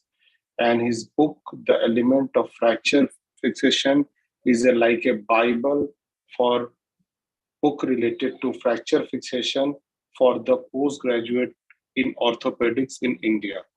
Sir, now I will welcome Anand J Thakur, sir, for his talk on matter and material in orthopedics. Over to you, AJ Thakur, sir. Hello. Yes, sir. Good morning. I can hear you. Good morning, everybody. Thank you, Dr. Manish, for a very great introduction. I'm really overwhelmed.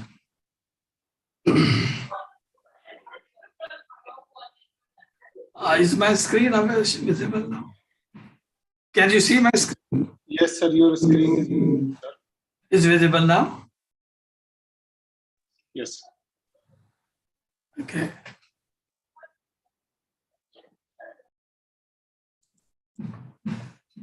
So this is the main topic. And so this is mainly for postgraduates. I would like to share something more. About this, Dr. Manish has already spoken. This book has now done 25 years. So It has been helping a lot of undergraduates, postgraduates, and some surgeons as well. When the postgraduates become little senior and become lecturers or senior registrars, they will need to understand a little more about locking plates. And the material is available everywhere, but I have consolidated that in one section, and this should be quite useful for the postgraduates who then become lecturers. And when they go into practice, they would need this book as well, because you have to have the right views of the fractures and other parts, so that you need this. And I think I should have stopped here, but with the pandemic, I had a lot of time on my hand. So I decided to make use of my favorite topic to how to make a good presentation. And this will help you when you become secretaries and the presidents of the societies and you have to make multiple presentations. Advice in this book would be very useful. Some of you will be destined to work alone in smaller places and they will need something extra for their help. This one I recently edited and should be available in a couple of months' time, would be very, very useful. That little advice, which I would say everybody should have, except for the fact, which is a bit embarrassing, that I have only written all those books. So I feel a little bit shy to say that you must have it. But they are very useful for anybody who consults them. With that, we are back with our topic of today is metals and materials for fracture fixation. Now, fractures will heal without the surgeon's help. This natural healing is always there, but then it is very painful, and usually unattended fracture will heal in a deformed way. It will be malformation or malalignment. To avoid that, we put plasters. Plaster will reduce this pain, also aligns the fractures to a reasonable extent. But there is a complication of fracture which leads to stiffness of the joints, wasting of the muscle, and what has been described as the fracture disease. To avoid fracture disease, we started fixing them with metals. That's where the metals come in. Now, the fracture fixation started long ago, somewhere in 1907 in England with Arbuthnot Lane making it very popular. He was using chromium plates because stainless steel was not invented till after 1913, that too in England, in Sheffield. But widespread use of the material stainless steel came from America, where one Sherman, Surgeon Sherman, he popularized it. He used to work he had attachment to a steel mill, where he could order a specific type of material for himself, and he got the plates made there, and he ultimately achieved a better quality of stainless steel, and his fixation started. That was around 1930. Before that, in America, people were using material of all sorts, and here is an example of a aluminum plate used in 1923. When we use metal in the body for fracture fixation, we need it only for a short time. It is only for a short time because as soon as the fracture heals, the need for that implant is redundant and one can take it out. So our need is only a short, limited time there. We use metals, and now also we use other materials than metals. Here is a list that a company advertises that they have 47 types of intramedullary nails and 178 types of locks, number of screws and plates. So you can see the popularity of the metal or the internal fixation devices that we are presently facing. The base material are either iron, is cobalt, or titanium. But they are not used in elemental form, they are used in an alloy form. We will consider one after the other a few things. The iron-based alloys is also called stainless steel, and it has been in use since 1930 for sure. and improvements have gone through one after the other. Now, usually we find numbers with the quality of stainless steel, which is called surgical grade as 316L. 316L is something that has come from ASTM, which stands for American Society for Testing Materials. And there are different committees which are numbered as F55, 56. So the basic standard is numbered 316 by this committee of this association. That is why you get usually ASTM F55 316L. Now what the L stands for low standard. And that standard is achieved by using a special process. So society which controls the processes is F56. And they have classified that standard to make a stainless steel of the grade that we can use in surgical fixation is called 316L. There is further qualification which we'll come to consider a little later. Stainless steel is mainly made of iron, but not just iron, elemental iron, because it will rust in no time in the body. So we add certain things. We add chromium, and that's about 70 to 20%. We also add nickel. We add molybdenum in small amount, 2 to 4, and so we also add carbon. We also add manganese and silicon, etc. What is the function of all these? Let's see. Iron, raw iron looks something like this. We use it in a melted form, but as it will rust, we add chromium. Chromium forms chromium oxide, and that is a protective layer. It will protect the iron from getting rusted. That means forming an iron oxide, which is the rusting. So, but the problem with chromium oxide is that it is short-lived. It gets destroyed very easily. Its life is not very long. To prolong its life as a protective layer, we add molybdenum. Once we add molybdenum, the life is extended by almost 1,000%, 1,000 times. So molybdenum is extremely important. Chromium molybdenum makes an iron material or iron alloy corrosion resistance. And to help it further in different ways, we also add nickel. Nickel is good for corrosion resistance, but considerable number of people are sensitive to nickel. Nickel sensitivity is very common in Europe and America. It's not so common in India, or at least we don't seem to notice it. But the population in Europe and America are very sensitive, so matter takes a big issue there. So we add carbon. Now carbon is a good thing and a bad thing. Carbon improves the strength of the material, but it is not that the more carbon, the more strength. It doesn't happen, because then carbon goes and does something else. So carbon in low amount, very low amount, 0.303% or something, will make the alloy very, very strong. If we add more than the necessary or more than the regulated amount, what happens is carbon goes and mixes up with the chromium oxide and makes chromium carbide. And carbides are very corrosive and they will destroy anything that is there. And this happens at a very low level, what is called as intragranular level. To understand that, I will just show you this, that intragranular corrosion is one of the most dangerous threats in stainless steel.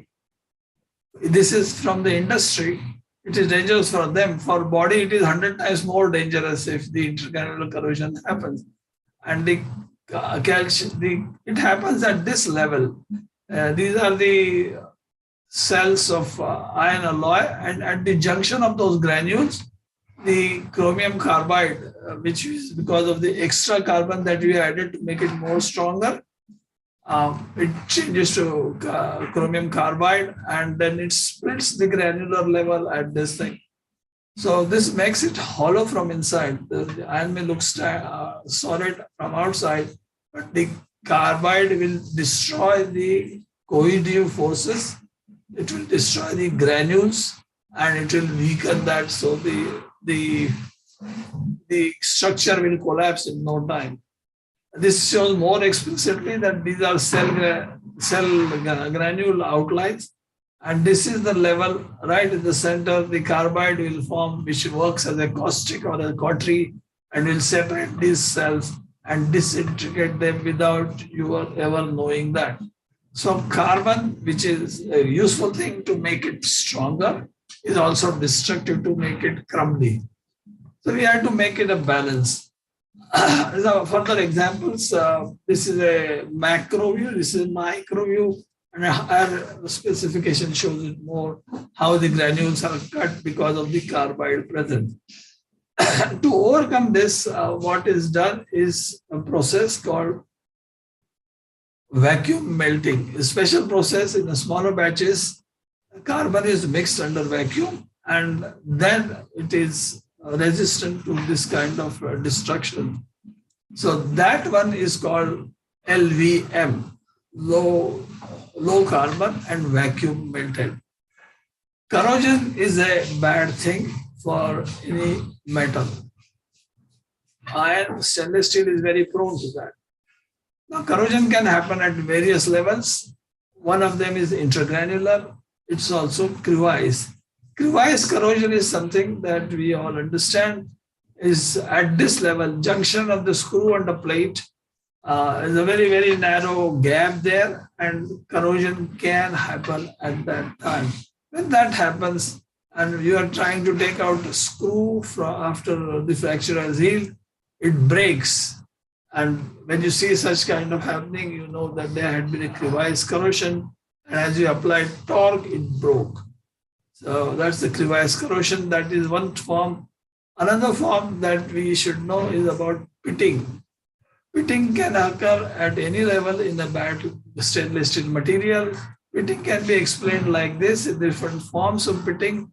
But when you see at the surface of the implant, you will see pits like this in a different forms and shapes.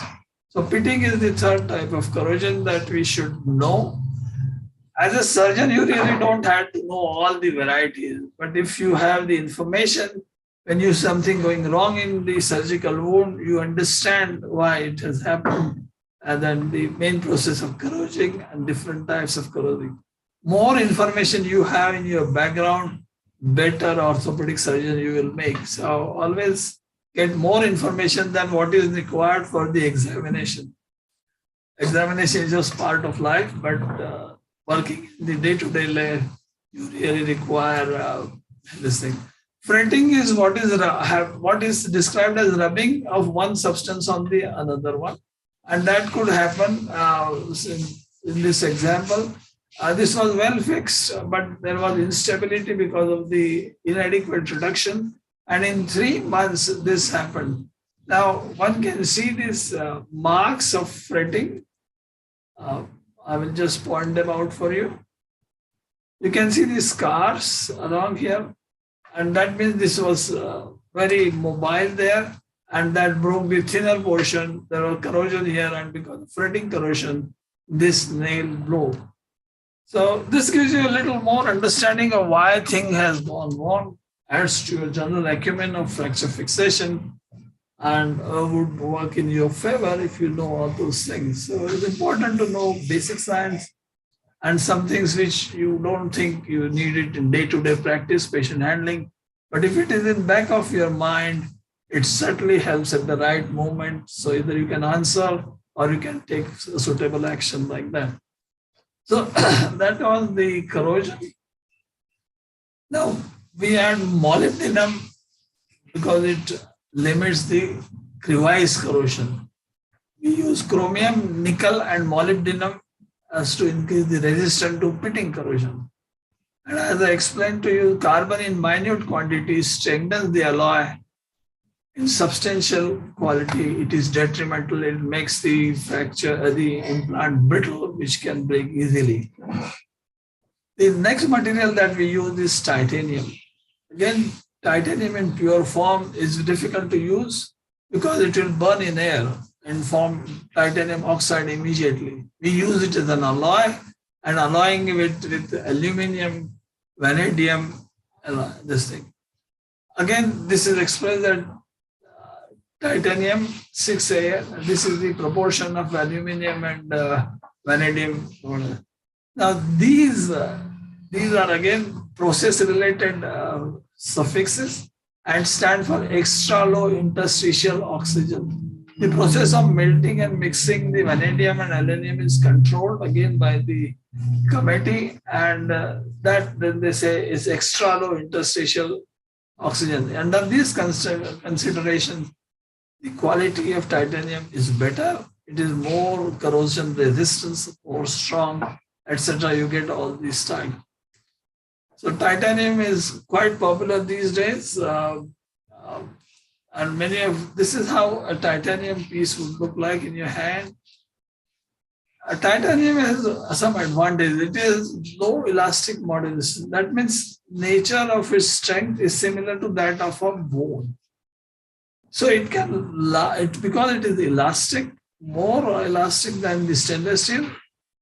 If you are instability into the fracture right and the repeating bending, the titanium plate will last longer. It has a longer fatigue life. It also, because it is little elastic, if you want to give a compression to a transverse fracture, you are naturally going to bend the plate. At that time, you should bend it more than you would do for a stainless steel plate, and that will work more in your favor. Putting up titanium screw is a little different than the stainless steel screw because the feel that you get while tightening a stainless steel screw is fairly tough. You have to be really like a muscular man to put in a stainless steel one. But if you apply the same strength to a titanium screw, it may just the socket may get destroyed. So you have to be careful and to learn how to put in a stainless steel screw because it is a softer material than the stainless steel. It has excellent corrosion resistance and usually there is no corrosion except fretting corrosion. Now fretting is something that the surgeon can avoid. If the implants are loose, then it's going to get fretting and the metal itself cannot be blamed for fretting corrosion. A titanium can be colored to any choice level. That's why you see implants made of green or golden or magenta color. Any color can be given. It depends on the manufacturer and the company that is making it. It has that capacity to do that. Now we have two materials, stainless steel and titanium. Which one we should use? What are the specific things? What are the good qualities, bad qualities of each material? Stainless steel is cheaper and we have been using it for almost 100 years. So our mechanics, our professionals, our manufacturers, they all know how to machine it, how to move it. And it is because it is used worldwide in various processes, the labor cost is low, the production cost is low. So the implants made from stainless steel tend to be cheaper than the titanium one. But it has a toxic material called nickel and chromium.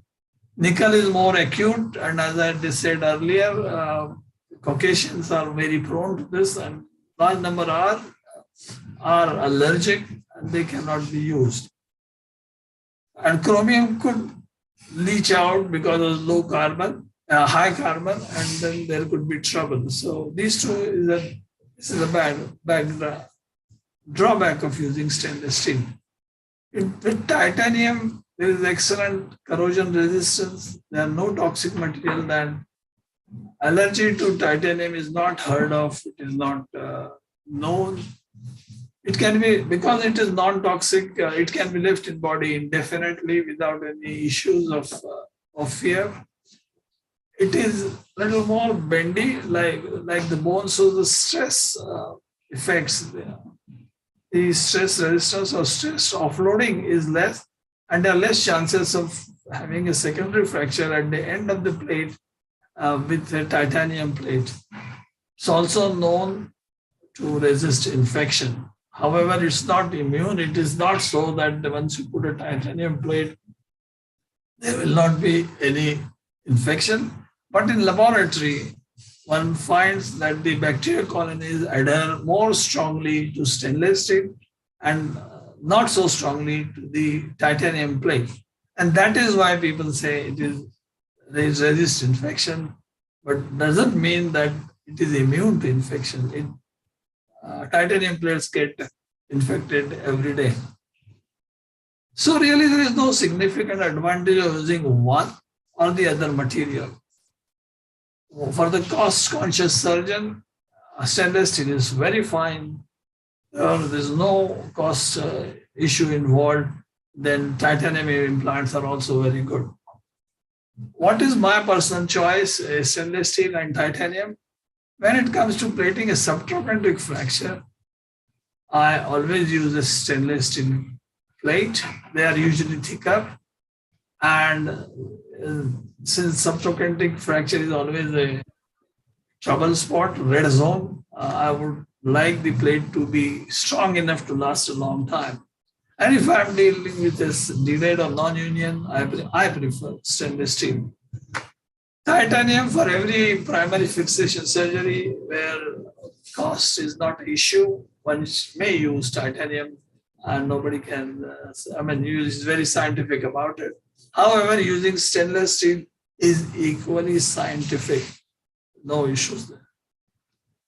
The next material that we use is known by various proprietary name. It's a cobalt alloy. Vitalium was very popular alloy, which was used by Zimmer company for a very long time. It's mainly based on cobalt, and it has got things like chromium, molybdenum, nickel, and other minor things that makes an alloy. A raw material of cobalt will look something like this. Cobalt plates are not plates or implants are not popular any longer because it's a tougher material to handle for the machinists.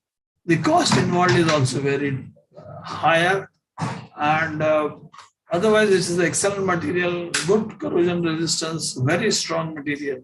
It is mainly used for implants that are required to stay in body for a very long time, like the stem of the femoral prosthesis or the knee prosthesis. They are all made of cobalt alloys. But in plates or nails are no longer made of cobalt. So it's just the offing and also historical important. They can be made, but they are expensive. There's a different material called nitinol, and it's called as shape memory alloy. Nitinol stands for Nickel Titanium Naval Ordnance Laboratory. It was invented by Naval Ordnance Laboratory of United States in Washington, D.C., and they nicknamed it like this. The thing about this material is that it can be trained to come back. It changes shape with temperature. So you can train it that at certain temperature, it will take a shape X, and at certain temperature, it will take shape Y. Let's see it by example. Now, this is an anchor for suture material, which we use in various reconstructions and arthroscopies. Now, when it is packed in this shape, very narrow, and if you realize its diameter is only described by these two red arrows. Now, to insert this into a bone, all we have to do is to make a hole of that dimension, and then we can insert that very comfortably here. Once inside, the implant acquires the temperature of the body and changes its shape, and it will become something like this. Now what we had done is have put in an implant which has got a diameter of this size, and we had done that like a magic through a very small hole. So we have taken advantage of this material, nitinol's propensity to change shape with the temperature. And we have used it to our advantage. This type of packing is put in refrigerator and cooled down, and when it is ready to be implanted, is brought out and they just inserted the way I described. And within minutes, it will take a wider shape and your suture will be very, very well anchored inside the bone. Another example is here. If this is a section of a small bone, two small bones, and we want to compress it. There is no place to put plate, etc. There are small bones. How do we do that? We use a nitinol. We use a nitinol staple. While inserting it is in this shape, and as it acquires temperature, it will change its shape and the fracture will be compressed, which is very handy and also very elite method of using for a fracture fixation in situation like this. You can't apply a plate in this situation, but two staples, they work very well and they are very useful, all because of this metal which remembers its shape and can be trained when to change it. If you see a spectacular eyeglass like this, be sure that it is made of nitinol. There is no other material which will behave like this. Tantalum is another material which mainly used for implant fixation, mainly in the knee joint or in the hip also, for making big blocks. Its structure is something like a bone at macro level, and it can be there.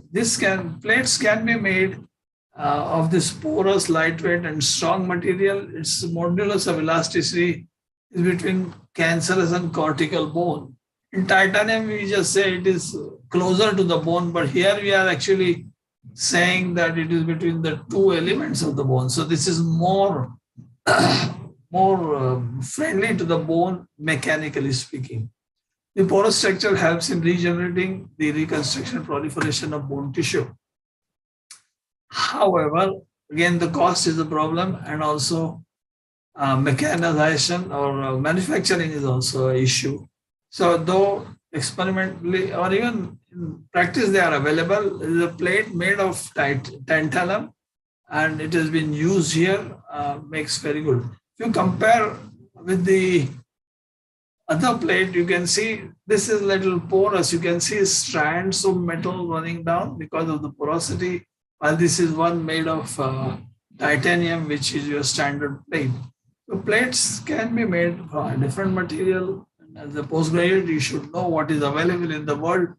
Who knows, if the tantalum becomes very cheap material, you will be all using tantalum plates in a short time. So that's about tantalum. And those who want to score high marks should also mention biodegradable magnesium-based alloys. It's very specialized, very few things, like few places it is available, like in Germany. And they make compression screws which can be used in situation where you don't want the screw to live longer, maybe in children and other places. So bioabsorbable compression, not available in India yet, but certainly Germany has it. And to score extra marks, one should mention magnesium-based alloy as well. Metals we have been using for a long time, 100 years. So with the science, we have got more material called polymers. Polymers are material which is made from smaller items called monomers, and multiple monomers are stuck together in different lengths, and we get products called polymers. Now some of the polymers are bioresorbable. Bioresorbable is a quality in which the implant will break down in the course of time, and the degradation products will be suitable for absorption, recirculation, or storage in the human body. So these are called bioresorbable. Outright use of such implants is that there is no need to take out the implant. That is no need for that. So that is a very useful thing and very tempting for surgeons to go for it. So we have material which you have known, this polylactic acid, polyglycolic acid, polydioxide. Day-to-day use, we are using PDS sutures and Vicryl sutures. They are all made up of material polylactic acid. But larger chains can be made, and these material can be converted into plates and screws, and they can be used something like this. The issue with this is that it's very good that it will dissolve once the use is over, the necessity is over. I said 6 months to 24 months. But they are not very strong to start with. If you want to apply this plate to a tibia or femur, they don't have that kind of strength that it could work. In smaller bones, metacarpals, metatarsals, forearms, it will work very well. Use of absorbable polymers is very tempting for pediatricians. Where in children, you don't want to go second time and do something else. So these plates particularly could be used for lower end of the radius, for fibula, for tibia alignment, and then support with plaster in children. In areas where there is a growth line available, across the growth line, these can be put and they become loose in very short time. Even if a screw goes through the growth plate, there is not enough damage because it is something like an empty hole, and polyglycolic acid screw, the effect is same. There is not much of damage to the growth line. So these are being used in pediatrics and in dentistry, mandibular fractures, etc. Polyglycolic acid plates, which gets absorbed, dissolved, and excreted from the body system. There are other polymers which do not get absorbed, but they are very strong. They are as strong as metal, and they can be handled like a metal. And the advantage is that we can observe the bone healing without any issues. Biocompatible, they can be sterilized, they can be autoclaved and then used. They are X-ray translucent, non-magnetic. So you can have MRI, you can have normal X-ray, you can do whatever it is. They work very well. They are becoming slowly popular, and they're strong enough. Whether they will work in femur, I'm not sure, but in humerus, they are already in practice. They are available in India, and they are being used in India. Here is an example that you can see. I think here, if you follow this outline, you find the hazy outline of the plate. This fracture has been very successfully treated, and as I can show you the final results, and you can appreciate the plate here and also in the lateral view. All you can see on X-ray is the screws and the plate in a very area. So it is easy to find out the progress of calcium, bone healing, callus formation, etc., etc. And in the upper limb, peak plates are quite possible. They are being used in India. This is from my friend from Pune. He has loaned me this picture. Now and again, we have this issue. In any department or any long practice, well, gets a lot of material which is bought in different types. So we are mixing different implants. And many times it so happens for various reasons that we are purchased from different manufacturers. So is it all right to mix implants from different manufacturers? Let's consider point by point what is the issue. The material, as I said, the material has to be of specific specification, like it should be LVM. Now, one manufacturer will make LVM, other manufacturer also will. However, in day-to-day practice, there is some small variation in their LVM process. This is human.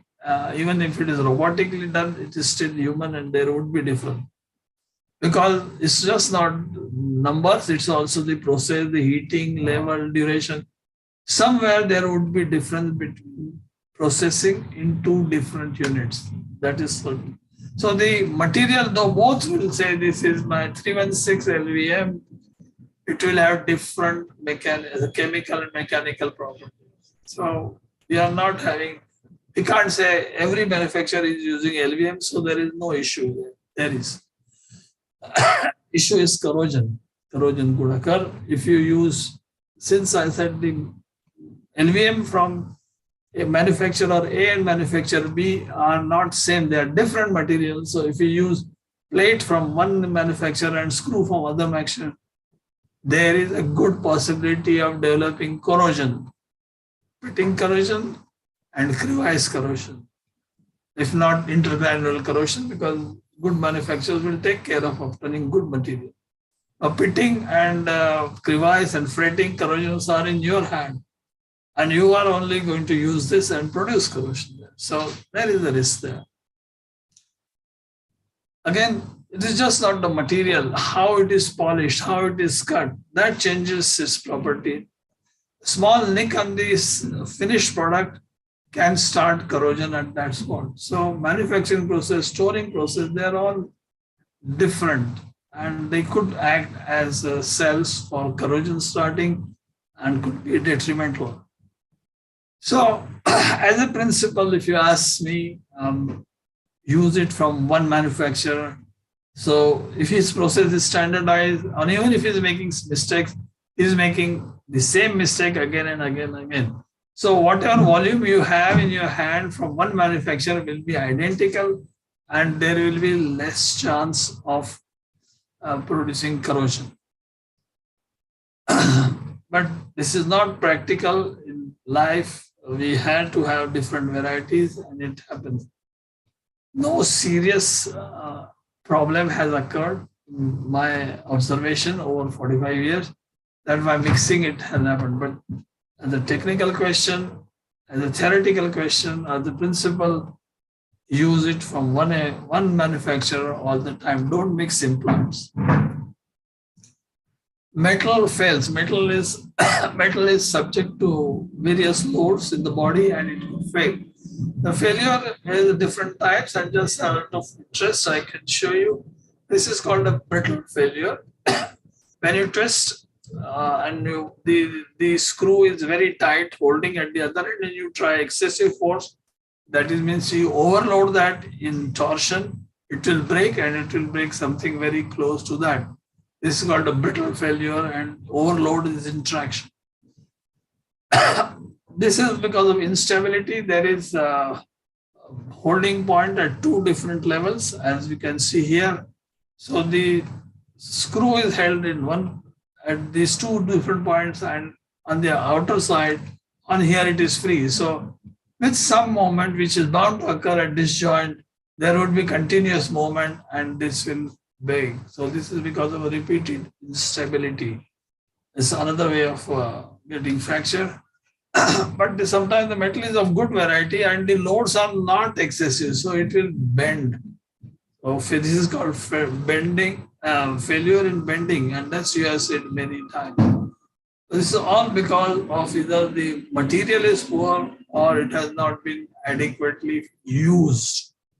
We have a tendency to blame the manufacturer and saying, oh, it's not a good manufacturer. But majority of time, we have not applied the principles of mechanics, principles of sound fixation to our construct while fixing a fracture, which many times we even don't know we have made a mistake, and then we blame other people for that. Metal removal is the last topic in this section. As we said, we did it only for 6 months. So shall we ask for metal removal immediately after the job is done? Once you are satisfied that fracture has healed, should you routinely ask for metal removal? I don't think so, because it is an extra burden on the patient's pocket, as well as risk to his life. All said and done, every surgical procedure is a risky business. So we should have issues about metal removal. But in lower limb, one would always like to remove metal because there is a chance of secondary fracture at the implant level. Exception being hip fractures. In hip fractures in young people, if you have put in a DHS screw and you want to remove, a very high chances of his getting avascular necrosis in that joint immediately after removal. So in hip joint, I never remove implants. Otherwise, in lower limb, in younger patients, I advise them to take it out.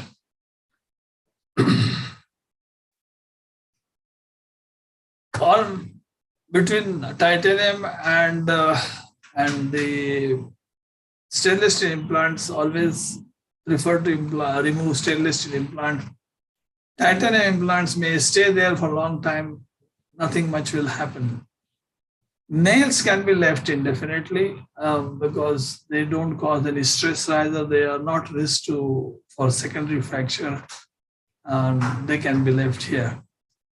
In upper limb, I usually don't ask for removal unless the patient insists he wants it. Otherwise, there is no need to remove implants from the upper limb. Several times patients come for requesting removal because it's causing them pain. In such cases, you should be extremely careful and never commit that after removal, the pain will go away. Pain after implant surgery could be because of various reasons and not just because of the implant itself or its corrosive nature or anything. Could be because of anything else. So never guarantee that after removal of the implant, your pain will go. Don't initiate implant removal for management of pain after the fixation, because that never happens. That may not happen. It happens. Never happens. So all these are things about this thing. It is not possible to give all the details in a talk. The lecture is only to draw postgraduates' attention to certain topics and certain fineries of the material. And I'm sure you're going to go back to your books and read all the details that are available in literature and expand your volume base, knowledge base, so that you become a good orthopedic surgeon in future. If you have any queries anytime, you can write to me on this email and I'll be happy to share material with you anytime you like. That concludes my talk, Dr. Manish.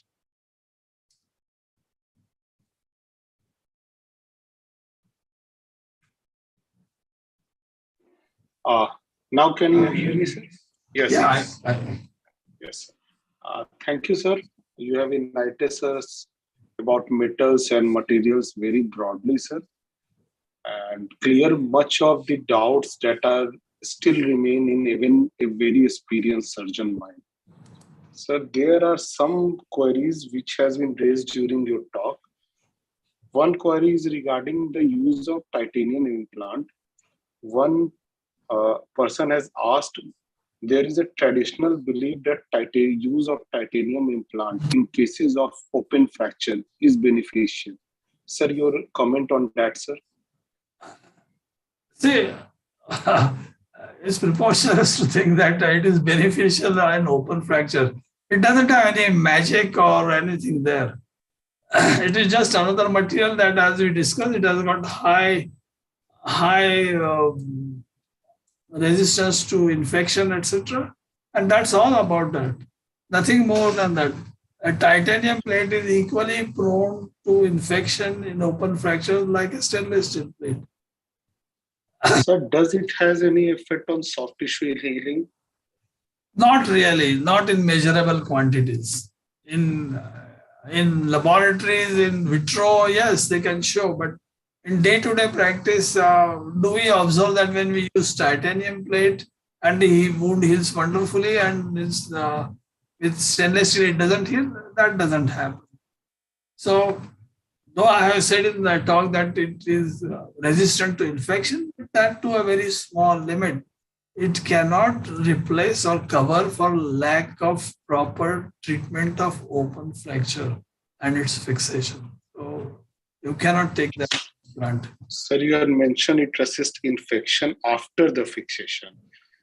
You have mentioned that due to its morphology and surface characteristic, Yes. the bacteria and adhere less with the titanium, sir. Sir, there is another question which asked, is there necessary to remove the implant during the lifetime of a person? Is there need of second surgery, sir? I talked about that. Probably the question was put in as soon as the talk opened up.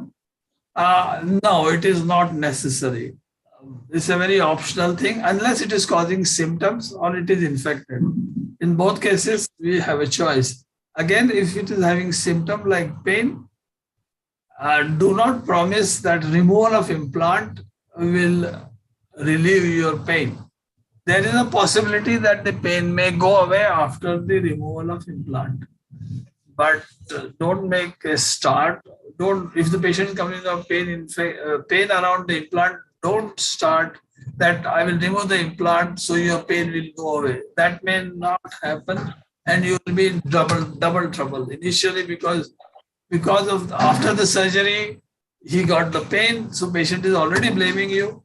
And after removal, also the pain remains, so he is going to blame you doubly. So never initiate implant removal for pain from surgeon's end. Let the patient ask, explain to him that removal is possible, but it is not guaranteed that the pain will go away after removal. That you should make explicitly clear to the patient.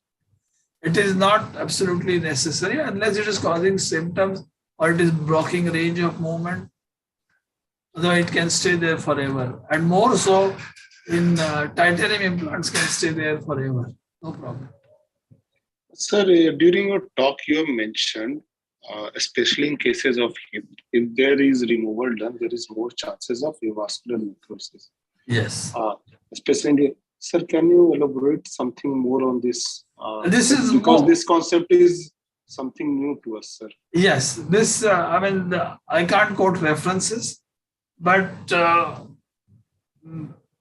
this is the common talk in this society, or when we discuss removals, one would always say, don't initiate in hip joint, in the femur head, because invariably they will produces necrosis. Why it does, we don't know.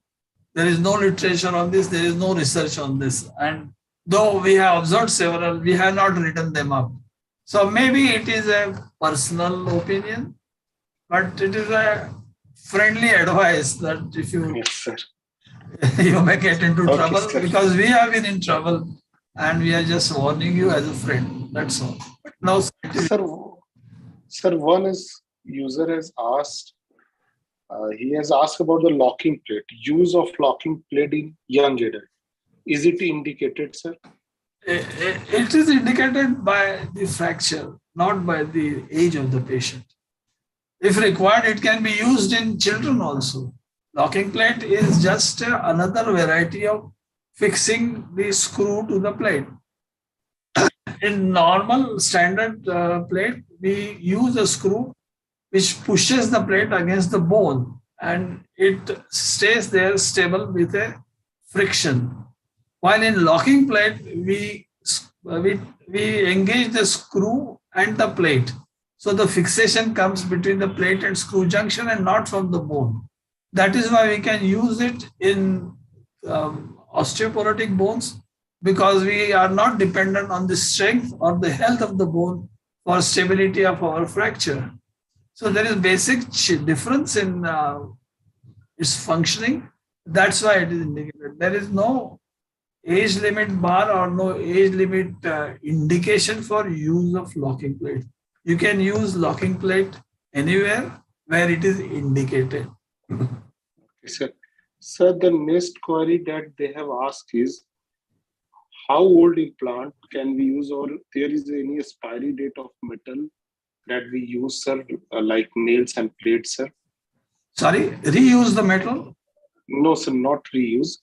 How old, or is there any expiry date for using the metal, sir? No, there is no expiry. No, there is no expiry date for using metal. Stainless steel or titanium is for lifelong. But if you are using an old implant, you should make a visual inspection and make sure that the polish is well maintained, that there are no niches or cracks or artificial scratches on the implant. If you are storing it for a long time, the surface can get damaged, and if it is substantially damaged, it is safer not to use it because corrosion may start at that point. Apart from that, if the implant is very well stored and is like a brand new one, maybe it is 20 years old, it could be used. Some plates for upper end of the femur are no longer available. The blade plates are no longer available. So we use from our old stock these plates and they work very well. But then they are stored very specifically without touching, wrapped them properly. If your storage is right and they look good, no harm. There is no expiry date. Okay, sir. Sir, there is last question was asking about, is there any quality control body relating these metals in India, sir? Oh, yes. Bureau of Standards, they have this thing, various standards they have adopted, which are similar to the American standards. And they have very strict control. Now, Food and Drug also interferes and checks that the standards are maintained. See, 50 years ago when we started, the standards were very poor. The manufacturers did not know that how to make it. At that time, I personally ran a program of examining the implants and finding out faults and explaining to the manufacturers. In 2 or 3 national conferences, I had presented papers showing faults in the implants and how to correct them, etc., etc. We passed on that material, that knowledge to our manufacturers, and they imbibed it. They also improved on it. Today, what they are manufacturing is of very good quality. It is following almost European and American standards, which are taken as the gold standard. I'm saying almost because it's not 100%. Our control system is not as perfect as the American perfect. But there are regulations. Also, Indian Orthopedic Association has a committee which oversees the implants. And if there is some person or some manufacturer making bad implant, they bring it to the notice of association members so that the use is avoided of that particular implant from that particular manufacturer. So there are some controls, no, not ideal. See, ideal is difficult. In America, there is so much control that it is so difficult and so expensive to bring in a new implant. It's unbelievable how much money and time is required and how much time is spent just in getting is simplest of permission from the FDA. It's very, very complicated there. So that is one extreme. Another extreme is there's no regulation. We are in between somewhere. We still have liberty of asking our manufacturer and make a implant and use it in our thing, which is a good thing and a bad thing also. Because we are not testing it, nothing. The surgeon just thinks of a design and uses it. So to start with, it is all right. He can take risk with his own patient. But if it has to be manufactured on large scale, then it has to have standards. Not all standards are available. Some are in place and are being followed. So there is a progress in that direction, though we are not in perfect situation as in India. Okay, thank you, sir. So with the end of this third session of this Joa PG webinar, now I would like to thank Dr. Sanjay Keshkar, sir, Dr. Vijay D, sir, and Dr. Anand J Thakur, sir, for enlightening us on topics that are very relevant to PGs. I am also thankful to Dr. Saubhik Das, Dr. Rajesh Thakur, sir, to moderating this session. And I am very much thankful to all our viewers whose feedback provide us every time possibility to further improvement of this JOPG webinar. And lastly, I would like to thank the Ortho TV guys to providing us a platform through which we can spread in knowledge and interact with each other. Thank you, sir. Thank you so much, Dr. Manish and the organizers and the Jharkhand Thank you, sir. Orthopedic Association for providing such a platform for the postgraduate students. Thank you so much. Thank you, sir. Thank you. Thank you, Dr. Manish. Thank you. Thank you, sir. Thank you, Dr. Manish, for wonderfully organizing this webinar. And thank you, Dr. Thakur, sir. We also learned so many things. After a long time, we are seeing you on the screen. You are the regular speaker in our IUA on another platform. Thank you, sir. Thank you very much. Dr. Sanjay, when were you in Dartmouth? Yes, sir. Which year were you in Dartmouth? You have been to Dartmouth Medical School, isn't it? Dartmouth, yeah. 2011, sir. 2011. I'm a bit attached to that Dartmouth school because my son graduated from Dartmouth as a doctor. Okay. I went there as IUA Dartmouth Fellowship. He passed out earlier. Okay, He passed out in 2005. I know there is a spine fellowship going on at Dartmouth. Yeah. I was with Dr. Sen Gupta. Now he practices near Dartmouth. He is really near Boston, a place called Andover. Okay, Hanover. Yeah, Andover. Yeah. But he does only spine. He hates fracture fixation. Okay. I usually have fights with him. Okay. Right. Nice to heard about him. Okay, fine. Dr. Manish, thank you very much for nicely conducting this. I will Thank you, sir. later, Dr. Manish. Thank you, sir. Thank you. Bye. Thank you. Bye. Bye.